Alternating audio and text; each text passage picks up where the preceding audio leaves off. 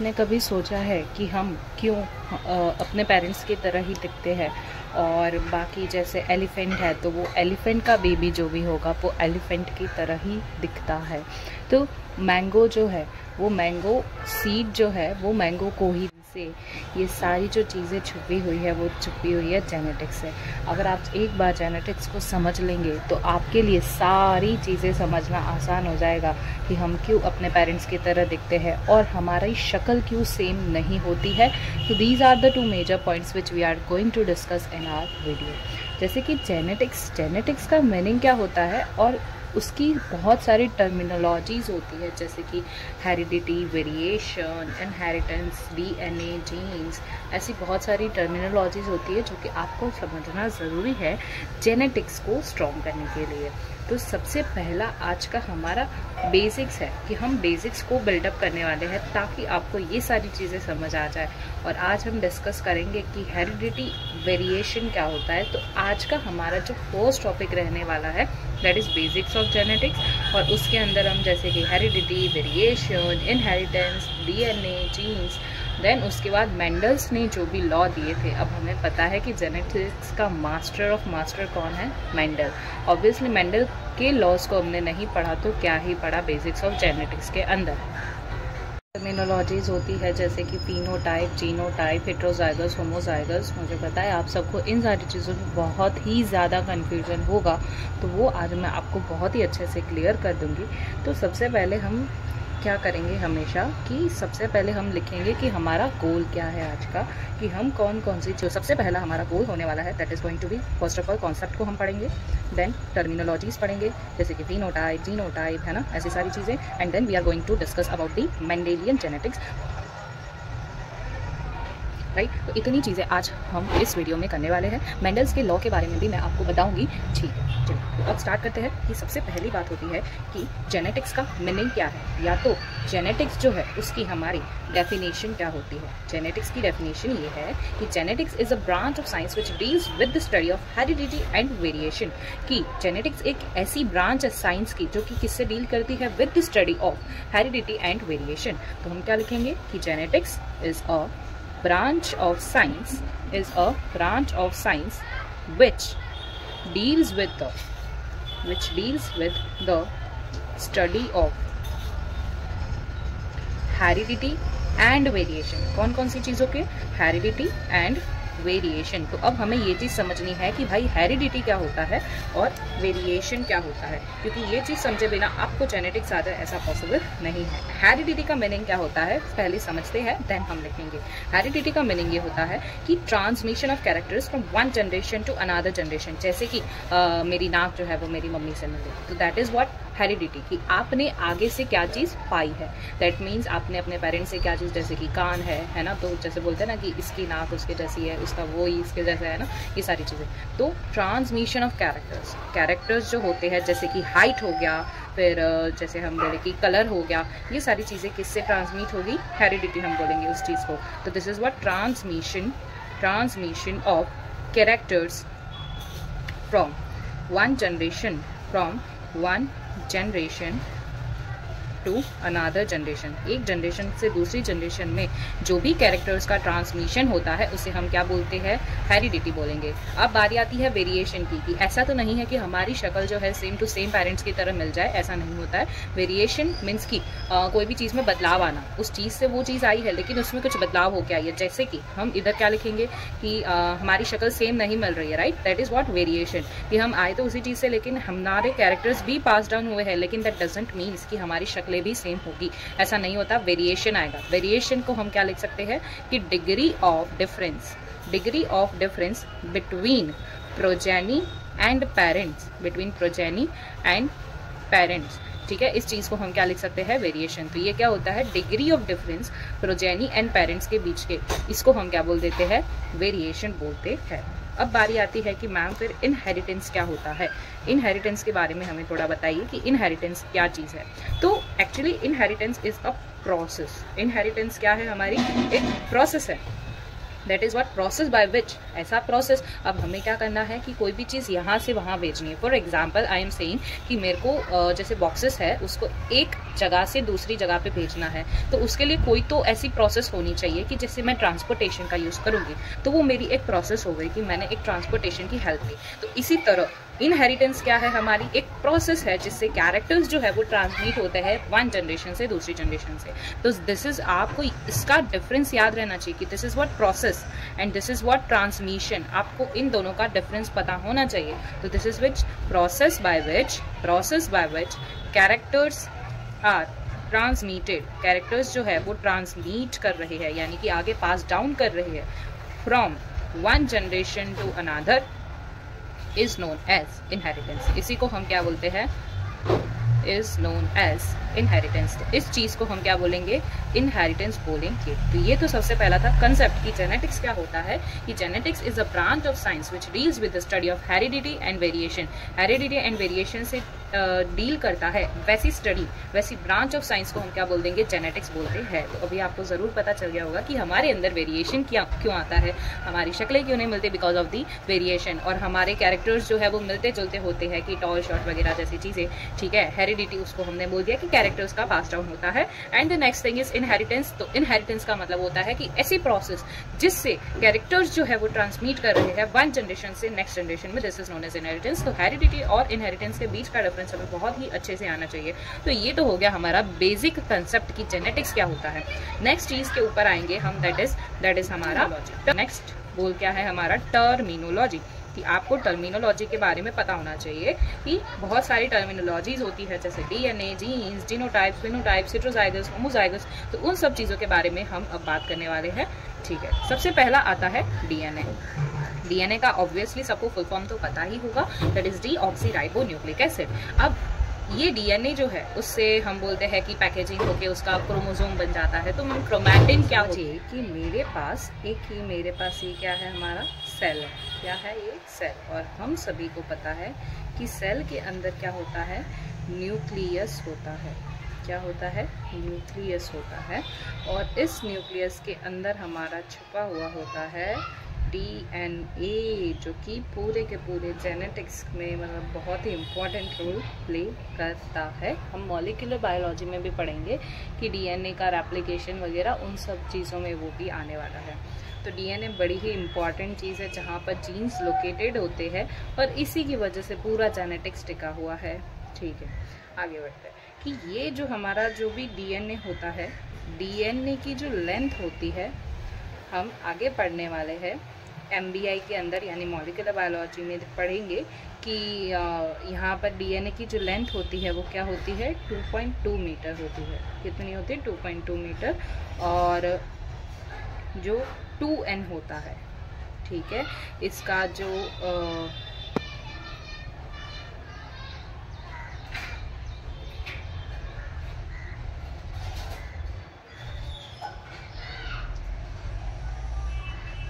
ठीक है, तो डीएनए की लेंथ कितनी हो गई, 2.2 मीटर और 2n इसका हो गया। अब देखिए ये चीज़ जो है वो गैमीट्स के अंदर नहीं होगी, एक्सेप्ट गैमीट्स, क्योंकि गैमीट्स हमारे क्या होंगे, n होंगे। क्या होंगे, गैमीट्स n होते हैं, क्योंकि अगर 2n होंगे तो आगे बात कैसे बनेगी, n मिलेंगे तभी तो 2n बनेगा। अब देखिए क्या होता है कि ये हमारा समझिए डीएनए है, ठीक है, थोड़ा ख़राब बनाया हुआ, ठीक है, डीएनए है हमारे पास ये। अब इस डीएनए की जो है वो पैकेजिंग होती है, ये चीज़ के बारे में हम पढ़ेंगे किसमें, मॉलिक्यूलर बेसिस ऑफ इनहेरिटेंस, जो कि हमारा नेक्स्ट चैप्टर होने वाला है, उसके अंदर हम पढ़ने वाले हैं। लेकिन ये समझिए कि डीएनए की क्या होती है, पैकेजिंग होती है। और उस पैकेजिंग के बाद क्या बनती है, क्रोमैटिन थ्रेड्स बनते हैं। क्या बनते हैं, क्रोमैटिन थ्रेड्स। जब सेल जो है रेस्ट पर होगा उस टाइम पे क्या बनता है, क्रोमैटिन थ्रेड्स बनती है। मतलब डीएनए को पैक किया और पैक कर करके फिर ऐसी थ्रेड्स बन जाती है, क्रोमैटिन थ्रेड्स। और उसके बाद उसका जब डिवीजन होता है, जब वो काम करेगा सेल, उस टाइम पे उसका डिवीजन होगा। और हमें पता है कि डिवीजन कौन से फेज में होगा, मेटाफेज में होगा। और उस मेटाफेज के बाद क्या आ जाएगा, हमारा क्रोमोजोम, यानी कि वो चीज़ भी, क्रोमैटिन्स भी मिल मिलकर क्या बना देती है, क्रोमोजोम बना देती है। तो ये चीज़ थी पूरी डीएनए की पैकेजिंग के अंदर। अब आपको पता चल गया होगा क्रोमैटिन थ्रेड्स क्या होता है। क्रोमैटिन थ्रेड्स इज एक्चुअली क्या है, डीएनए जो होता है उसी की पैकेजिंग होती है, उसी को हम क्या बोलते हैं, क्रोमैटिन थ्रेड्स बोलेंगे। और उसके बाद जब उसका डिवीजन होता है मेटाफेज के बाद क्या बन जाते हैं, क्रोमोजोम बन जाते हैं। तो ये फर्स्ट टर्मिनोलॉजी थी डीएनए के बारे में मैंने ऑलमोस्ट बता दिया। अब देख लेते हैं नेक्स्ट चीज़ जो आती है हमारी, दैट इज जीन्स। क्या आ जाती है, जीन्स। अब जीन्स क्या होते हैं, जो कि सबसे बड़ा इम्पॉर्टेंट रोल प्ले करेंगे हमारे जेनेटिक्स के अंदर। जीन्स क्या है, जैसे समझिए फॉर एग्जांपल मैंने लिया कि ये मेरे पास क्या है, डीएनए है। क्या है ये मेरे पास, डीएनए है। अब डीएनए, अब देखो मेरी आइज़ का कलर फॉर एग्जांपल ग्रीन है, आइज़ का कलर क्या है, ग्रीन है। तो यहाँ पर डीएनए पर एक ऐसा पॉइंट होगा जहाँ पर ये चीज़ लोकेटेड होगी और उस क्या होगा, ग्रीन होगा। क्या होगा, ग्रीन होगा। फिर ये डीएनए से हमें पता है आरएनए बनता है, आरएनए से प्रोटीन बनेगा और प्रोटीन से क्या बनेगा, आगे कैरेक्टर बनता है। तो आप समझिए कि आपकी जो हाइट है, यानी कि आप टॉल हो, शॉर्ट हो, वो सारी की सारी चीज़ें किस चीज़ पर डिपेंड करती है, तो वो सारी चीज़ें डिपेंड करती है जीन्स के ऊपर कि आपका जीन कैसा है। क्योंकि जीन आप आगे पढ़ोगे एमबीआई वाले चैप्टर के अंदर कि जो डीएनए होता है उसका आरएनए बनता है, आरएनए से प्रोटीन बनेगा और उस प्रोटीन से फिर कैरेक्टर आता है। फॉर एग्जांपल यहाँ पर अगर टॉल वाला बना हुआ होगा तो उसका टॉल का प्रोटीन बनेगा और उसी से वो कैरेक्टर आएगा टॉल का। तो ये चीज़ ध्यान रखनी है कि जो भी चीज़ें कैरेक्टर आ रहा है वो सारी चीज़ें कहाँ से आ रही है, जीन्स से आ रही है। तो जीन्स को हम क्या लिख सकते हैं कि it is a segment of DNA, it is a segment of DNA which has a particular sequence, जिसके पास क्या होता है, पर्टिकुलर सीक्वेंस होता है, एक स्पेसिफिक सीक्वेंस होगा, वहीं पर लोकेटेड है। ऐसा नहीं है कि डीएनए पूरा का पूरा जीन्स से भरा हुआ है, नो, ऐसा नहीं होता है, ठीक है। पर्टिकुलर सीक्वेंस होता है जो कि कोड करता है, कोड्स फॉर सम इंफॉर्मेशन, कुछ इंफॉर्मेशंस के लिए वो कोड करता है, ठीक है। तो ये चीज़ समझ आनी चाहिए अब हमें कि जीन्स क्या होता है, जीन्स से ही एक्चुअली कैरेक्टर्स आते हैं, जीन्स ही रिस्पॉन्सिबल होते हैं उस चीज़ के लिए। तो पता चल गया कि it is a segment of DNA which has a particular sequence and codes for some information, ठीक है। अब आपको ये चीज़ तो समझ आ गई होगी। अब यहाँ पर एक मैं इम्पॉर्टेंट चीज़ लिखना चाहूँगी, that is functional unit of inheritance. कौन है हमारा functional unit of inheritance, functional unit of inheritance हमारा कौन है, which is the functional unit of inheritance, आपको पता होना चाहिए। अब देखिए फंक्शनल यूनिट का मीनिंग क्या है। पहली बात तो हमें पता है कि इनहेरिटेंस क्या था, कि ऐसी प्रोसेस थी जिससे ट्रांसमिशन हो रहा था एक कैरेक्टर का दूसरे कैरेक्टर में, तो इसी को हमने क्या बोला था, इनहेरिटेंस। अब देखिए एक कैरेक्टर से दूसरे कैरेक्टर में कब वो चीज़ जाएगी, जैसे कि हमने बोला कि प्रोटीन से कैरेक्टर आ रहा है, तो वो सारी चीज़ें किससे जाएगी, तो जीन्स से। So obviously the genes is going to be the functional unit of inheritance. तो जीन्स जो है वो क्या है, फंक्शनल यूनिट है इनहेरिटेंस के। तो ये हमारी हो गई सेकेंड टर्मिनोलॉजी, जिसको हमने क्या कहा, जीन्स। जीन्स के बारे में हमने पढ़ा। अब मैम कैरेक्टर क्या होता है, कैरेक्टर किस किस टाइप के होते हैं, क्या कैरेक्टर्स के भी अलग अलग टाइप हैं, तो उस चीज़ के बारे में हम आगे पढ़ने वाले हैं। तो चलिए नेक्स्ट पॉइंट पर, दैट इज कैरेक्टर। तो अब समझते हैं कि कैरेक्टर क्या होता है। तो कैरेक्टर एक्चुअली क्या होगा कि मेरे पास जैसे समझिए कि हाइट जो है, क्या है मेरे पास, हाइट है। अब हाइट क्या हो गया, मेरा कैरेक्टर हो गया। क्या हो गया, कैरेक्टर हो गया। फॉर एग्जाम्पल कलर, ठीक है, तो कलर भी क्या हो गया, हमारा कैरेक्टर हो गया। फिर हम और क्या एग्जाम्पल्स ले सकते हैं कि फॉर एग्जाम्पल अभी हम ये दो एग्जाम्पल ले लेते हैं कि मेरे पास क्या है, एक तो हाइट है और दूसरा क्या है, कलर। तो ये क्या हो जाएंगे, कैरेक्टर हो जाएंगे। लेकिन अगर मैं बात करूं कि मेरे पास हाइट क्या है, टॉल है या तो फिर शॉर्ट है। कलर फॉर एग्जाम्पल मैं फ्लावर का ले लेती हूँ, तो फ्लावर का कलर जैसे मैं ले लेती हूँ एक तो वॉयलेट या तो फिर येलो हो सकता है, और there are so many colours. तो इसमें से ये चीज़ क्या हुई मैम, तो फिर वॉयलेट येलो, टॉल शॉर्ट, ये सारी चीज़ें क्या होगी? अगर हमने बोला कि हाइट हमारा क्या है, कैरेक्टर है, देन ये जो टॉल शॉर्ट वॉयलेट येलो ये दोनों चीज़ें हमारी क्या हो जाएगी? अलील्स। तो अलील्स क्या है? आपको अब ये चीज़ बहुत अच्छे से समझ आ गई होगी कि कैरेक्टर्स जो है उसके अलग फॉर्म को या तो कैरेक्टर्स के एक मॉडिफाइड फॉर्म को हम क्या बोल सकते हैं? अलील्स बोल सकते हैं। और एग्जांपल लेके चलते हैं, जैसे कि मेरे पास कोई भी जैसे मैं यहाँ पर कलर ले लेती हूँ, जैसे ग्रीन, ब्लू, ब्लैक, ब्राउन, ऐसे अलग अलग टाइप के हमारे समझ लेते कि आई कलर्स है। तो ये क्या हो गए? अलील्स। और अलील्स को हम क्या बोल सकते हैं? Variant of characters. कि कैरेक्टर्स के अलग अलग टाइप्स को या तो हम बोले कैरेक्टर्स के एक मॉडिफाइड फॉर्म को हम क्या बोल सकते हैं? क्या बोल सकते हैं? अलील्स बोल सकते हैं। ठीक है। अब आगे अगर हम बात करें कि ये सारी चीजें जो हमने बोला कि प्रोटीन बन रहा है, that is of for example I colour of brown. तो ब्राउन आई कलर है तो वो किस वजह से है? प्रोटीन की वजह से। ऑब्वियसली हमने आगे अभी पढ़ा उसका प्रोसेस कि कैसे हमारे कलर आ जाते हैं। आईज का कलर होता है, कोई भी चीज का कलर होता है, वो किस वजह से आ रहा है? तो ये चीज क्या हो गई? हमारी अलील हो गई। तो हम क्या ऐसा लिख सकते हैं कि कैरेक्टर्स या तो फिर कैरेक्टर्स को ही हम क्या बोल सकते हैं? ट्रेट बोलते हैं। तो कैरेक्टर्स या तो फिर ट्रेट जो है वो किस वजह से है? अलील्स की वजह से है, जो कि कंट्रोल करते हैं ट्रेट को। तो ये इन दोनों चीजों को कंट्रोल करने वाला कौन है? तो अलील है। कौन है? अलील है। तो ये चीज आपको यहाँ पर ध्यान रखनी है। फॉर एग्जाम्पल मैं एक चीज यहाँ पर समझाना चाहूंगी कि जैसे मेरे पास एक प्लांट हाइट है, हमने क्या लिया? एग्जाम्पल प्लांट हाइट है। उसका पहले क्या था? ओरिजिनल जीन था। ओरिजिनल जीन एक्चुअली क्या करता था? वही डोमिनेंट था। डोमिनेंट का मतलब होता है कि एक चीज दूसरी चीज पर भारी पड़ जाए, उसको हम बोल सकते हैं डोमिनेंट। तो फॉर एग्जांपल उसका डोमिनेंट कैरेक्टर जो है, या तो हम बोलेंगे डोमिनेंट अलील जो है वो क्या था? टॉल था। ठीक है। और इसी को हम और क्या बोल सकते हैं? वाइल्ड फॉर्म भी बोलते हैं। क्या बोलते हैं? वाइल्ड फॉर्म भी बोला जाता है। अब इसने क्या किया? उसका एक एवोल्यूशन हुआ। क्या हुआ? एवोल्यूशन हुआ। अब इवोल्यूशन के बाद एक्चुअली क्या हुआ कि वो जो प्रोटीन बना रहा था, ठीक है, ओरिजिनल जीन तो हमारा क्या कर रहा था? प्रोटीन बना रहा था। और वो प्रोटीन में क्या बना रहा था? टॉल ही बना रहा था। दैट वाज डोमिनेंट, यानी हाइट जो है वो आती थी टॉल। लेकिन अब उसका क्या आ गया? एक म्यूटेटेड फॉर्म आ गया, एक मॉडिफाइड फॉर्म आ गया, जिसके अंदर म्यूटेटेड फॉर्म बोल सकते हैं या तो फिर हम इसे क्या बोल सकते हैं? मॉडिफाइड फॉर्म भी बोल सकते हैं। तो ये मॉडिफाइड फॉर्म आ गया। तो अब बोले भाई मैं तो प्रोटीन नहीं बनाऊंगा, मैं तो प्रोटीन नहीं बनाने वाला।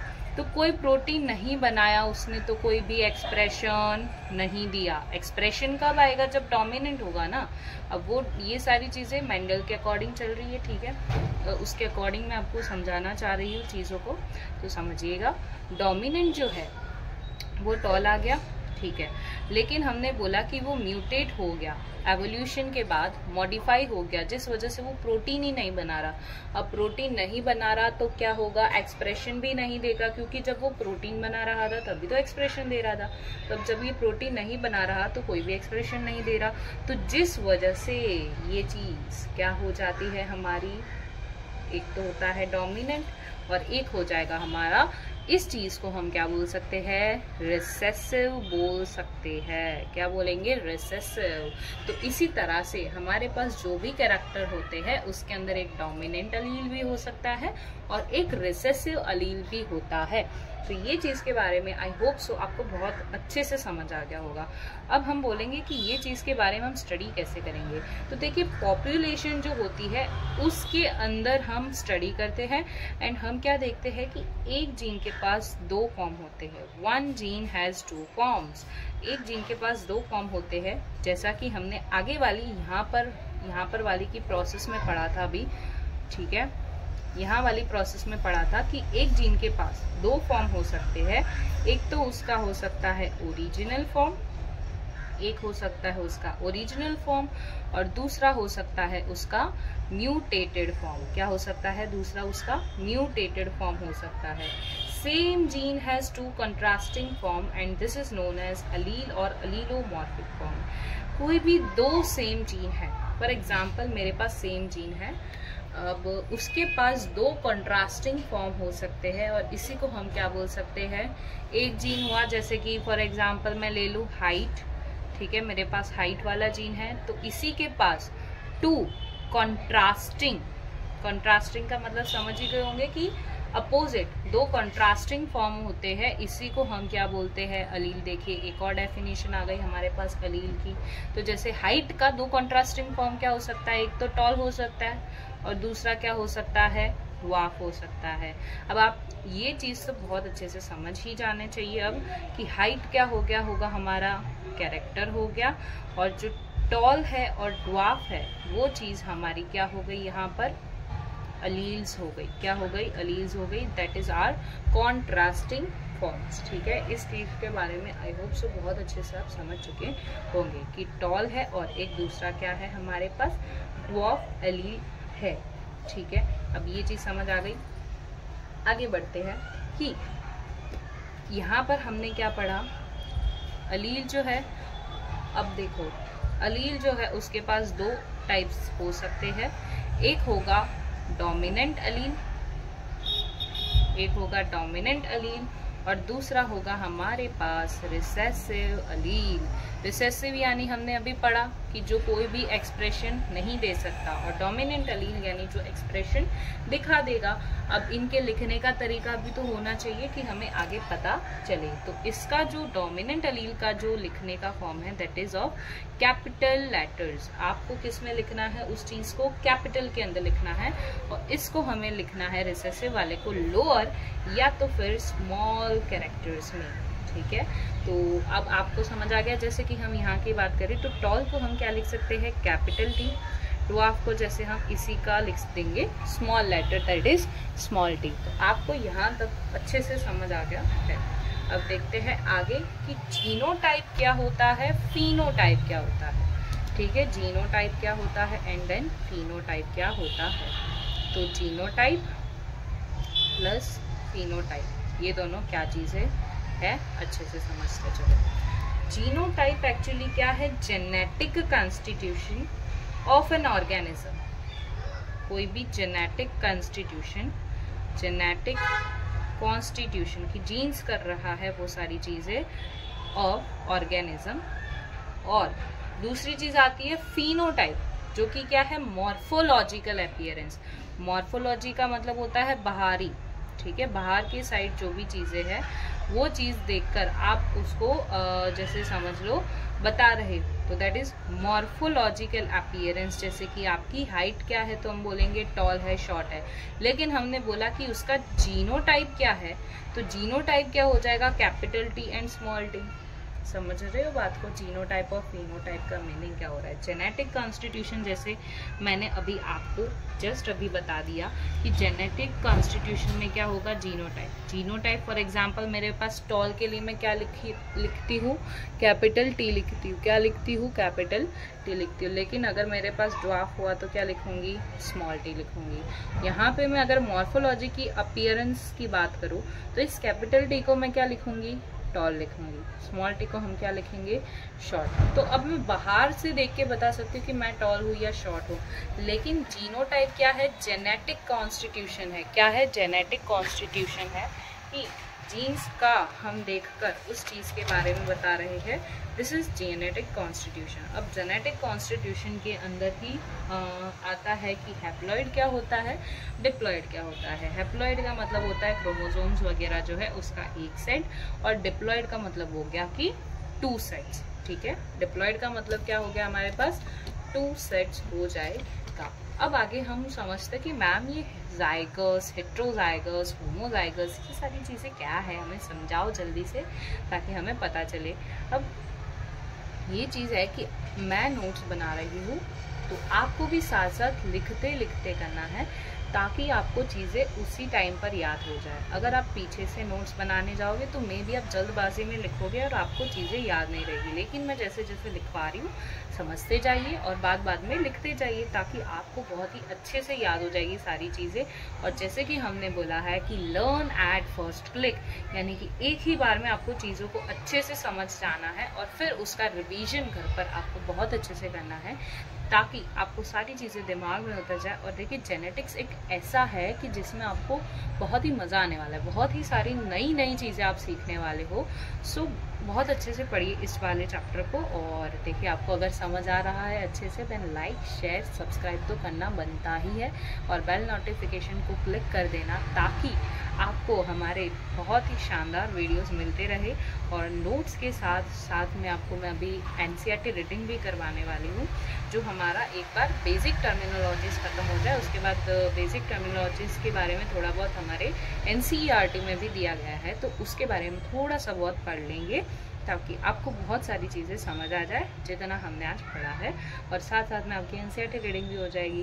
और चैप्टर ख़त्म होने के बाद हमारा महा प्रैक्टिस तो होने ही वाला है, तो फिर सब्सक्राइब अभी के अभी कर दीजिए, ताकि आपको बहुत सारी अच्छी चीज़ें मिलती रहे। तो हम आगे बढ़ते हैं।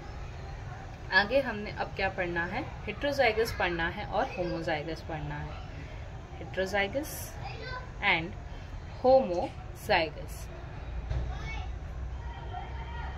अब देखिए हेट्रोजाइगस और होमोजाइगस का मीनिंग क्या होता है। अब हेट्रो का मतलब होता है अलग अलग, हेट्रो का मतलब क्या होता है, अलग अलग। अब इससे पहले ऐसा करते हैं कि आप हैप्लॉइड और डिप्लॉइड को भी अच्छे से समझ लीजिए, ताकि आपको उसमें भी कोई कंफ्यूजन ना रहे, क्योंकि मैं चाहती हूँ कि छोटी से छोटी चीज़ें आपको समझना ज़रूरी है।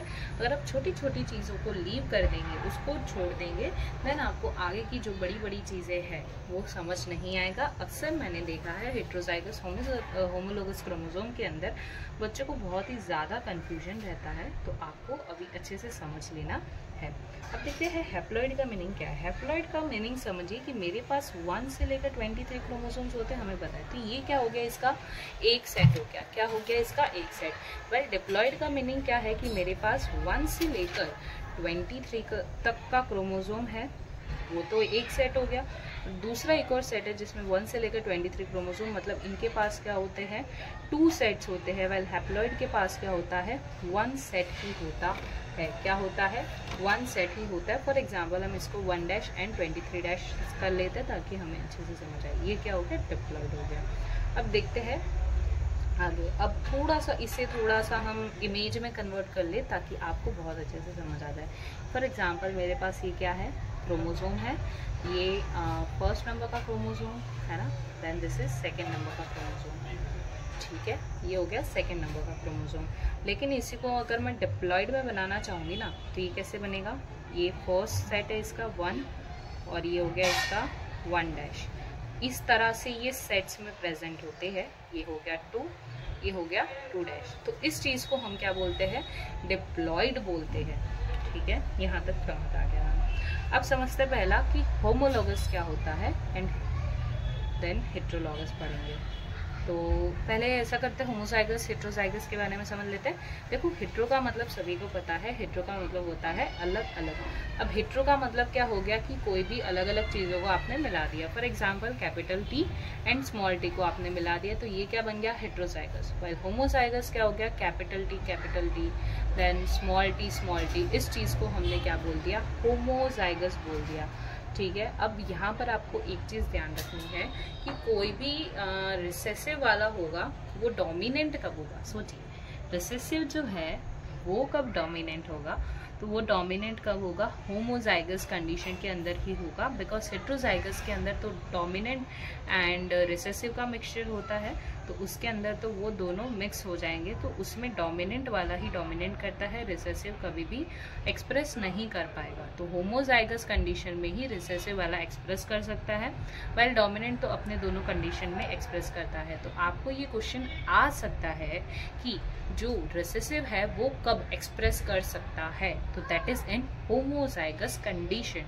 इतना आपको अच्छे से याद रखना है। तो ये तो हो गया होमोजाइगस और हेट्रोजाइगस के बारे में। इसका थोड़ा सा मीनिंग में हम लिख ले, थोड़ा सा वर्ड्स में लिख ले, तो इसे हम क्या लिख सकते हैं, हेटेरोजाइगस का मीनिंग हो जाएगा जैसे कि हाइब्रिड और इम्प्योर, ठीक है, इम्प्योर। या तो फिर होमोजाइगस को हम क्या लिख सकते हैं यहाँ पर, प्योर लाइन और वाइल्ड फॉर्म। आगे भी हमने पढ़ा था, वो जो सीन हमने पढ़ा था पूरा अच्छे से, है ना, प्योर लाइन। या तो फिर इससे हम क्या लिख सकते हैं, वाइल्ड फॉर्म भी लिख सकते हैं। यहाँ तक समझ आ गया। अब पढ़ते हैं, ये तो हेटेरोजाइगस और होमोजाइगस की कंडीशन हो गई। अब हम पढ़ेंगे होमोलोगस। होमो, सभी को पता है होमो का मतलब होता है सेम, और हेटेरो का मतलब होता है अलग अलग, हेटेरोलोगस, ठीक है। अब देखिए होमोलोगस का मीनिंग क्या होता है, जो भी हमारे पास क्रोमोसोम्स है उसके बारे में यहाँ पर बात होगी कि मेरे पास क्रोमोसोम्स जो है वो क्या है, सिमिलर है साइज के अंदर, साइज के अंदर सिमिलर होना।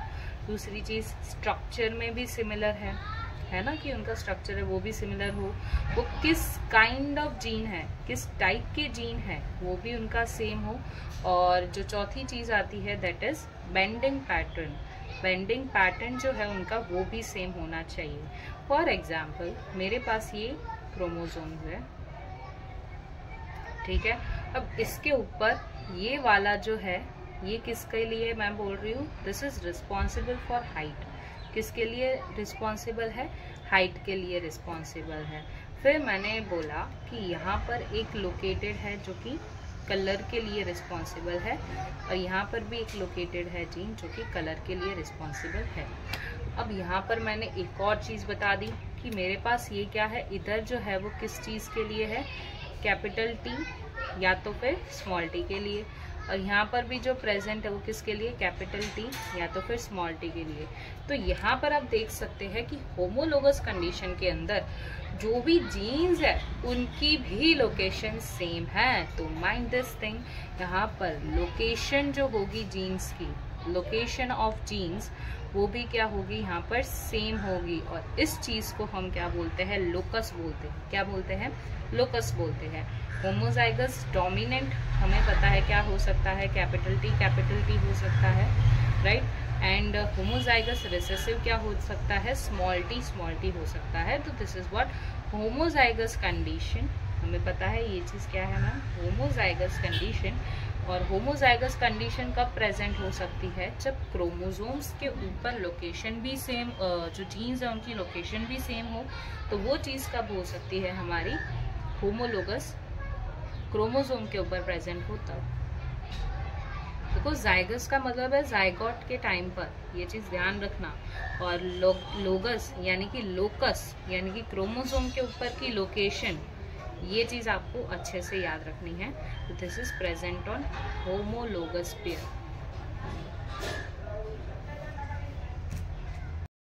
फिनोटाइप जो है एक्चुअली कंट्रोल होता है बाय जीनोटाइप। तो एक इम्पॉर्टेंट चीज आपको यहाँ पर नोट डाउन करनी चाहिए, that is phenotype is controlled by genotype। हम समझते हैं, राइट। एग्जाम्पल लिखे समझेंगे कि हमने क्या किया कि, और दूसरी एक और चीज आपको लिखनी है यहाँ पर, that is phenotype is also controlled by, phenotype is also controlled by environment. Example लेके देखिए कि फर्स्ट वाला कि फिनोटाइप जो है वो जीनोटाइप से कैसे कंट्रोल होता है। ऑब्वियस सी बात है कि फिनोटाइप कैसे आ रहा है, जब जीन्स जो है वो अपने प्रोटीन्स बना रहे हैं और उस प्रोटीन से आगे क्या बन रहा है, कैरेक्टर आ रहा है। तो कैरेक्टर आ रहा है किससे आ रहा है, वो जीनोटाइप से ही आ रहा है ना। कि फॉर एग्जाम्पल मेरा जीनोटाइप अगर कैपिटल डी है या फिर कैपिटल डी स्मॉल टी है, दैट मीन्स क्या हुआ कि capital D small t and capital D क्या शो करेंगे, टॉल वाला जो है वो डोमिनेट करेगा। तो यहाँ पर टॉल जो है वो क्या हो जाएगा, हमारा फिनोटाइप हो जाएगा। तो ये जीनोटाइप अगर ये हुआ तो ये टॉल कहलाएगा ना। अगर ये जीनोटाइप चेंज हो गया स्मॉल टी में, तो ये क्या हो जाएगा, ड्वार्फ बन जाएगा। तो इसका फिनोटाइप जो है वो हमेशा जीनोटाइप पे मैटर करता है, यानी डिपेंड रहता है। अब इसकी बात करें कि फिनोटाइप जो है वो ऑल्सो कंट्रोल्ड बाय एनवायरनमेंट। अब ये चीज़ कैसे, फॉर एग्जाम्पल जैसे मेरे पास ये एक प्लांट था, इसके ऊपर मैंने क्या डाला, ग्रोथ हार्मोन डाला, जिसका नाम क्या है, जिबरेलिक एसिड। Gibberellic acid. अब देखिए जिब्रेलिक एसिड, ये पहले जो था ना, इसका जीनोटाइप क्या था, स्मॉल टी था, यानी ये छोटा सा था। लेकिन जब मैंने इसके ऊपर डाला तो ये क्या हो गया, बड़ा हो गया। दैट मीन्स ये क्या हो गया, इसका जीनोटाइप तो वही रह रहा है, स्मॉल टी, लेकिन अभी ये क्या हो गया, ग्रोथ हार्मोन की वजह से बढ़ गया। दैट मीन्स इस वाली चीज को हम क्या बोलते हैं, फिनोकॉपी। क्या बोलते हैं, फिनोकॉपी। की फिनोटाइप जो है वो चेंज हो गया, लेकिन ये दोनों जो है वो जीनोटाइप जो है उसका वो तो सेम ही रह रहा है। तो फिनोटाइप जो है वो भी एक्चुअली किस चीज़ पर कंट्रोल कर रहा है, एनवायरनमेंट पर भी कंट्रोल कर रहा है। तो ये सारी टर्मिनोलॉजीज जो थी वो सारी मैंने आपको समझा दी है, हेटेरोजाइगस, होमोजाइगस, होमोलोगस, हेटेरोलोगस, देन हमारा जो था फिनोटाइप, जीनोटाइप, ये सारी चीज़ें हम समझ चुके हैं। अब आता है हमारा second topic, that is Mendelian genetics. Mendel वाला जो है कि मेंडल के लॉ, उसने कैसे स्टार्ट किया था, फिर वो कौन से ईयर में, मेंडल को क्या कहा जाता है, और फिर मेंडल का वर्क कितने सालों तक उसने अपना काम किया था, किस पर काम किया था, मेंडेलियन एक्सपेरिमेंट का नाम क्या था, ये सारी चीज़ें हमें मेंडेलियन जेनेटिक्स के अंदर पता चलेगी। तो देखते धीमे धीमे मिस्ट्रीज सॉल्व करते जाते हैं जेनेटिक्स की। तो अब सेकेंड पार्ट पर आ चुके हैं, दैट इज मेंडेलियन जेनेटिक्स। अब देखिए मेंडेलियन जेनेटिक्स में जो सबसे पहली बात आती है कि who is the father of genetics, who is the father of genetics। father जो है वो genetics का कौन है, and we all know the father of genetics is Gregor Johann Mendel। कौन है, इनका पूरा नाम याद रखेंगे, Gregor John Mendel। फिर बारी आती है father of modern genetics, mind the words, father of modern genetics के फादर कौन है। सो मॉडर्न जेनेटिक्स के फादर हमारे कौन है, बैटिसन है। कौन है, बैटिसन। कौन है, बैटिसन। ये सारी चीजें साथ साथ लिखते जाइए ताकि आपको याद हो जाए। And the third thing, that is father of experimental genetics. कौन है, फादर ऑफ एक्सपेरिमेंटल जेनेटिक्स। तो एक्सपेरिमेंटल जेनेटिक्स के फादर कौन आ जाएंगे, T.H. मॉर्गन। एक्सपेरिमेंट जो है, जो हमारे आगे हम पढ़ेंगे, ड्रोसोफिला वगैरह पे उन्होंने काम किया था, और इसलिए उसको जैकपॉट्स ऑफ जेनेटिक्स भी कहा जाता है। लेकिन अभी यहाँ तक हम सीमित रहते हैं कि इन लोगों को हमने क्या कहा गया है। फादर ऑफ जेनेटिक्स जो है वो कौन है, हमारे ग्रेगर जॉहन मेंडल साहब। फादर ऑफ मॉडर्न जेनेटिक्स कौन है, बैटिसन। फादर ऑफ एक्सपेरिमेंटल जेनेटिक्स हमारे कौन है, T.H. मॉर्गन साहब। अब सबसे पहले तो हमें किसके बारे में पढ़ना है, मेंडल के बारे में पढ़ना है। तो मेंडल के बारे में हम स्टार्ट करते हैं। तो अब बात करते हैं किसके बारे में, फादर ऑफ जेनेटिक्स के बारे में। तो फादर ऑफ जेनेटिक्स कौन है, हमें पता चल गया, ग्रेगर जॉहन मेंडल है। अब इनका बर्थ कौन से ईयर में हुआ, इनकी डेट, फिर उन्होंने किस पे काम किया, सबसे पहले हम उस पर बात करते हैं। तो सबसे पहली बात आती है इनके बर्थ के बारे में कि इनका बर्थ कब हुआ था। तो बर्थ की बात करें तो दैट वॉज जुलाई 22, 1822। ईजी है डेट याद रखना, जुलाई 22, 1822 में। और इनकी डेथ जो है वो कब हुई थी, तो दैट वॉज 6 जनवरी 1884। इस पर इनकी डेथ हुई थी। तो ये चीज़ हो गई इनके बर्थ डेट के बारे में। लेकिन हमें पता है हर इंसान उनके काम के वजह से जाना जाता है। तो इनका काम जो था और इन्होंने किस पे किया था वो चीज़ देखते हैं कि बर्थ तो ये तो हो गई इसकी फर्स्ट चीज़। सेकेंड चीज़ देखते हैं कि किस चीज़ पर उन्होंने काम किया, जो कि सबसे ज़्यादा पूछे जाने वाला क्वेश्चन होता है। इन्होंने वर्क किस पे किया था, तो दैट वाज ऑन पाइजम सटाइवम। क्या नाम है, ये साइंटिफिक नेम है, दैट इज पाइजम सटाइवम। और इसका जो वो नेम हम बोल सकते हैं, दैट इज गार्डन पी। क्या नाम आ जाएगा, गार्डन पी। तो पाइजम सटाइवम है इसका scientific name, and that is garden pea. तो इन्होंने इस पर वर्क किया था, ठीक है। और कितने सालों तक किया था, फॉर हाउ मैनी ईयर्स, कितने सालों तक इन्होंने क्या इस पे काम किया था, दैट वॉज 7 ईयर्स। कितने, 7 ईयर्स। ये भी अच्छा खासा पूछे जाना वाला क्वेश्चन है, 7 ईयर्स। और कौन से साल में, मोस्ट फ्रीक्वेंटली आस्क्ड क्वेश्चन, कितने से कितने साल तक पूछा गया, ठीक है। तो that is 1856 to 1863। 1856 to 1863 this is NEET PYQ।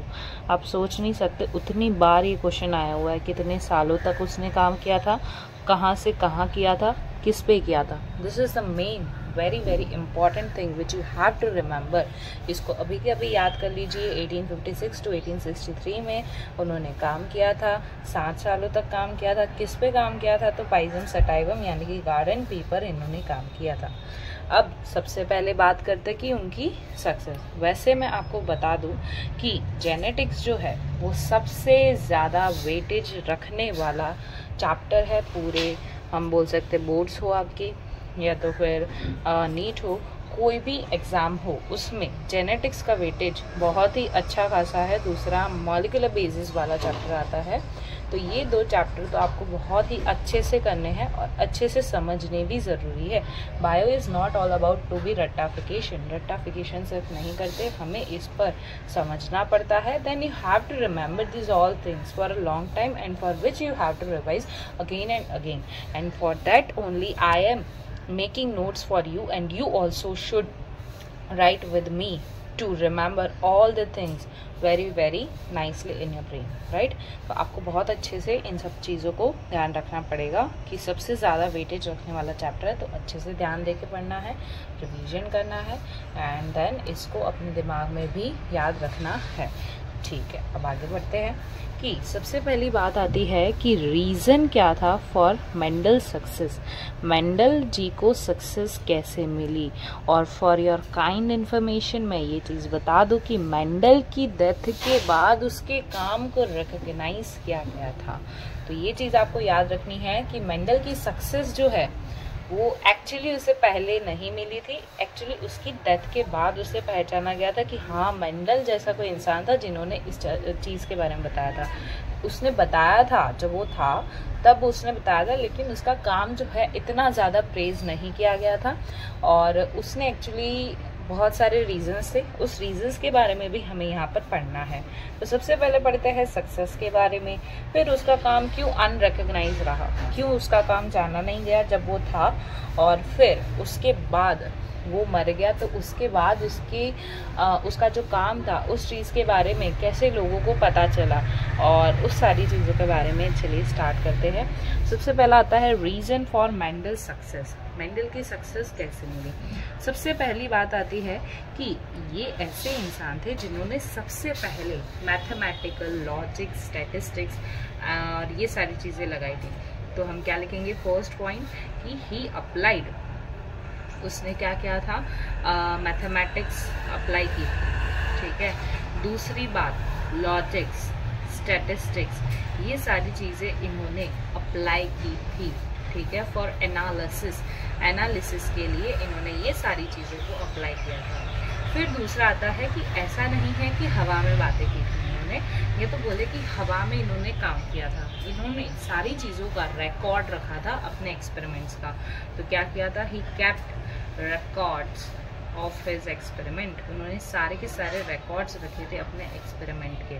फिर तीसरी चीज़ आती है कि इन्होंने बड़ा सैंपल साइज लिया था, जिसकी वजह से इनको एरर जो है वो बहुत ही कम मिल रही थी, क्योंकि ज़्यादा होगा तो उसमें आपको एरर जो है वो बहुत ही कम मिलेगी। आप छोटी छोटी चीज़ें लोगे तो उसमें एरर तो होने वाली है, तो वो एरर भी ज़्यादा दिखेगी आपको। So that's why they had taken large sampling size, large sample size इन्होंने लिया था, और जिस वजह से चांसेस ऑफ एरर जो है वो बहुत ही कम हो गए थे, लेस हो गए थे, ठीक है, याद रखना है। फिर आता है कि फॉर्मुलेटेड थ्योरेटिकल एक्सप्लेनेशन ऑल्सो, इन्होंने ऐसा नहीं है कि सिर्फ और सिर्फ थ्योरी ही बता दी, ऐसा नहीं था। उन्होंने एक्सपेरिमेंट्स भी थोड़े बहुत किए थे और उसके ऊपर उन्होंने अपना एक्सप्लेनेशन दिया था। तो they had formulated theoretical explanation, उन्होंने ऐसा नहीं है सिर्फ एक्सपेरिमेंट्स से भी बता नेशंस, थ्योरेटिकल एक्सप्लेनेशंस को भी इन्होंने बताया था, ठीक है। इसके बाद जो नेक्स्ट चीज़ आती है हमारी, that is he tested his explanations. उनके आइडियाज़ जो है वो नॉन अनसब्सटेंशियल नहीं थे, यानी हवा में बातें नहीं किए गए थे, उन्होंने सारी चीज़ों का टेस्ट भी किया था। सो ही टेस्टेड हिज एक्सप्लेनेशंस, एक्सप्लेनेशंस को भी इन्होंने अपना अच्छे से किया था। अब नेक्स्ट चीज़ आती है कि भैया इतना अच्छा काम किया था इन्होंने, पूरे जेनेटिक्स ये तो आज हम जानते हैं, लेकिन उस टाइम पे उनको इन सारी चीज़ों के लिए प्रेज नहीं मिला था। आगे इन सब चीज़ों को इतना नहीं बढ़ाया। क्यों नहीं बढ़ाया? आप सोच सकते हो कि सबसे पहली बात ये कि मेंडल का वर्क क्यों अनरिकॉग्नाइज्ड रहा, वो भी कितने सालों तक, ये क्वेश्चन भी आता है, कितने सालों तक। चलिए लिखना स्टार्ट करते हैं कि मेंडल का जो वर्क है वो अनरिकॉग्नाइज्ड रहा कितने सालों तक अनरिकॉग्नाइज्ड रहा। तो सबसे पहली बात आती है फॉर 35 ईयर्स। कितने? 35 ईयर्स तक उसका वर्क जो है वो क्या रहा? अनरिकॉग्नाइज्ड रहा। ठीक है, अनरिकॉग्नाइज हो सकते हो 35 ईयर्स तक। फिर आता है कि उसका जो पेपर जो था वो किस चीज़ पर था और उस पेपर का नाम क्या था। तो उसके पेपर ऐसा मतलब नाम देते हैं ना कि भैया आपने अगर कोई भी एक्सपेरिमेंट किया है तो उस पर आप पेपर देते हो, और उस पेपर का जो एक्सपेरिमेंट पे आप नाम भी देते हो। तो उन्होंने पेपर का नाम क्या दिया था? Experiment on plant hybridization. Plant का हाइब्रिडाइजेशन जो होता है उस पर इन्होंने बताया था। फिर नेक्स्ट चीज इसके अंदर आती है, दैट इज कि उसका जो काम था वो कौन से साल तक अनरिकॉग्नाइज्ड रहा। तो till 1900, the very very very important thing, that is till 1900 इनका वर्क जो है वो अनरिकॉग्नाइज्ड रहा। तो फिर मैम इनका काम वापस से कैसे, मतलब उसका रिकॉग्नाइज हुआ काम, है ना? इतना अच्छा काम किया था। लेकिन उससे सबसे पहली बात ये चीज़ कर लेते हैं कि क्यों अनरिकॉग्नाइज्ड रहा, वाई, उसका काम क्यों अनरिकॉग्नाइज्ड रहा। तो सबसे पहला आंसर ये आता है कि उस टाइम पे उसके कंटेम्पररीज ने, यानी कि साथी में, मतलब साथ में जो काम कर रहे होते हैं बाकी और साइंटिस्ट होते हैं, they had not accepted this thing. उन्होंने ये चीज़ नहीं एक्सेप्ट किया था। अब क्यों नहीं एक्सेप्ट किया? सबसे पहली बात तो ये आती है, भैया बायो वालों को तुम मैथ्स ला के पढ़ा दो, उनको भाई नहीं चलता। तो ऐसे सब सोच रहे थे कि भाई बायो को तुम कहाँ मैथ्स के अंदर घुसा रहे हो। तो सबसे ये बड़ा रीज़न तो था ही। तो यहाँ पे आप क्या लिख सकते हो कि was not accepted by his contemporaries। सबसे पहली बात आती है was not accepted by his contemporaries, by his contemporaries। फिर दूसरी चीज़ जो इसके अंदर आती है, दैट इज़ कम्युनिकेशन। जैसे आज के टाइम पे है, अगर तुमने कुछ एक्सपेरिमेंट किया है तुम डायरेक्ट डाल दो सोशल मीडिया के अंदर, फटाफट से वो है ना, मतलब वायरल हो जाएगा। लेकिन यहाँ पर उस टाइम पे कम्युनिकेशन जो है वो इतना आसान नहीं था जितना आज के टाइम पर है। ठीक है, तो जितना आज के टाइम पर कम्युनिकेशन आसान है, इतना उस टाइम पर नहीं था। तो हम क्या लिखेंगे कि कम्युनिकेशन वॉज नॉट ईजी। बाकी आपके थ्योरी पेपर्स होते हैं उसके अंदर ये सारे क्वेश्चंस भी पूछे जा सकते हैं कि उसका काम क्यों अनरिकॉग्नाइज रहा और उसको सक्सेस क्यों मिली, कब मिली, है ना, ऐसे सारे क्वेश्चंस। तो कम्युनिकेशन वॉज नॉट ईजी। ठीक है, फिर जो और रीज़न आ सकता है, that is his concept of gene was as stable and discrete unit, no blending of factors that control expression. ठीक है, अब यहाँ पे क्या बोलना चाह रहे हैं कि उसका जीन, यानी इस टाइम पे हम लोग जीन बोलते हैं, लेकिन जो मेंडल था उसको क्या बोलता था, वो फैक्टर बोलता था। क्या बोलता था? फैक्टर बोलता था। और फैक्टर की उसने क्या डेफिनेशन दी थी कि वो क्या है, एक स्टेबल है, डिस्क्रीट यूनिट है जिसमें कोई भी फैक्टर्स का ब्लेंडिंग नहीं होता है और वो ही एक्सप्रेशंस को कंट्रोल करता है। तो जीन्स के बारे में हमने यही चीज़ पढ़ी। तो जीन्स को उसने क्या बोला हुआ था? फैक्टर्स बोला हुआ था। क्या बोला हुआ था? फैक्टर्स बोला हुआ था। और फैक्टर्स बोला था, और फैक्टर्स की डेफिनेशन उसने क्या दी थी उस टाइम पे कि it is as stable and discrete unit, stable and discrete unit ठीक है। और एक और चीज़ बताई कि there is no blending of factors, कोई भी ऐसा मिक्सचर नहीं बन रहा है। जैसे कि एग्जांपल अगर हम ले कि हमारे पास रेड और वाइट कलर है तो रेड और वाइट मिलके फिर लाइट रेड बना देंगे, नहीं, ऐसा उसने ऐसा कुछ नहीं बताया कि भैया यहाँ पर कोई भी फैक्टर का ब्लेंडिंग ही नहीं होता, मिक्सचर ही नहीं बनता। और क्या बताया कि यही चीज़ यानी कि फैक्टर्स जो है वो ही एक्सप्रेशंस को कंट्रोल करते हैं।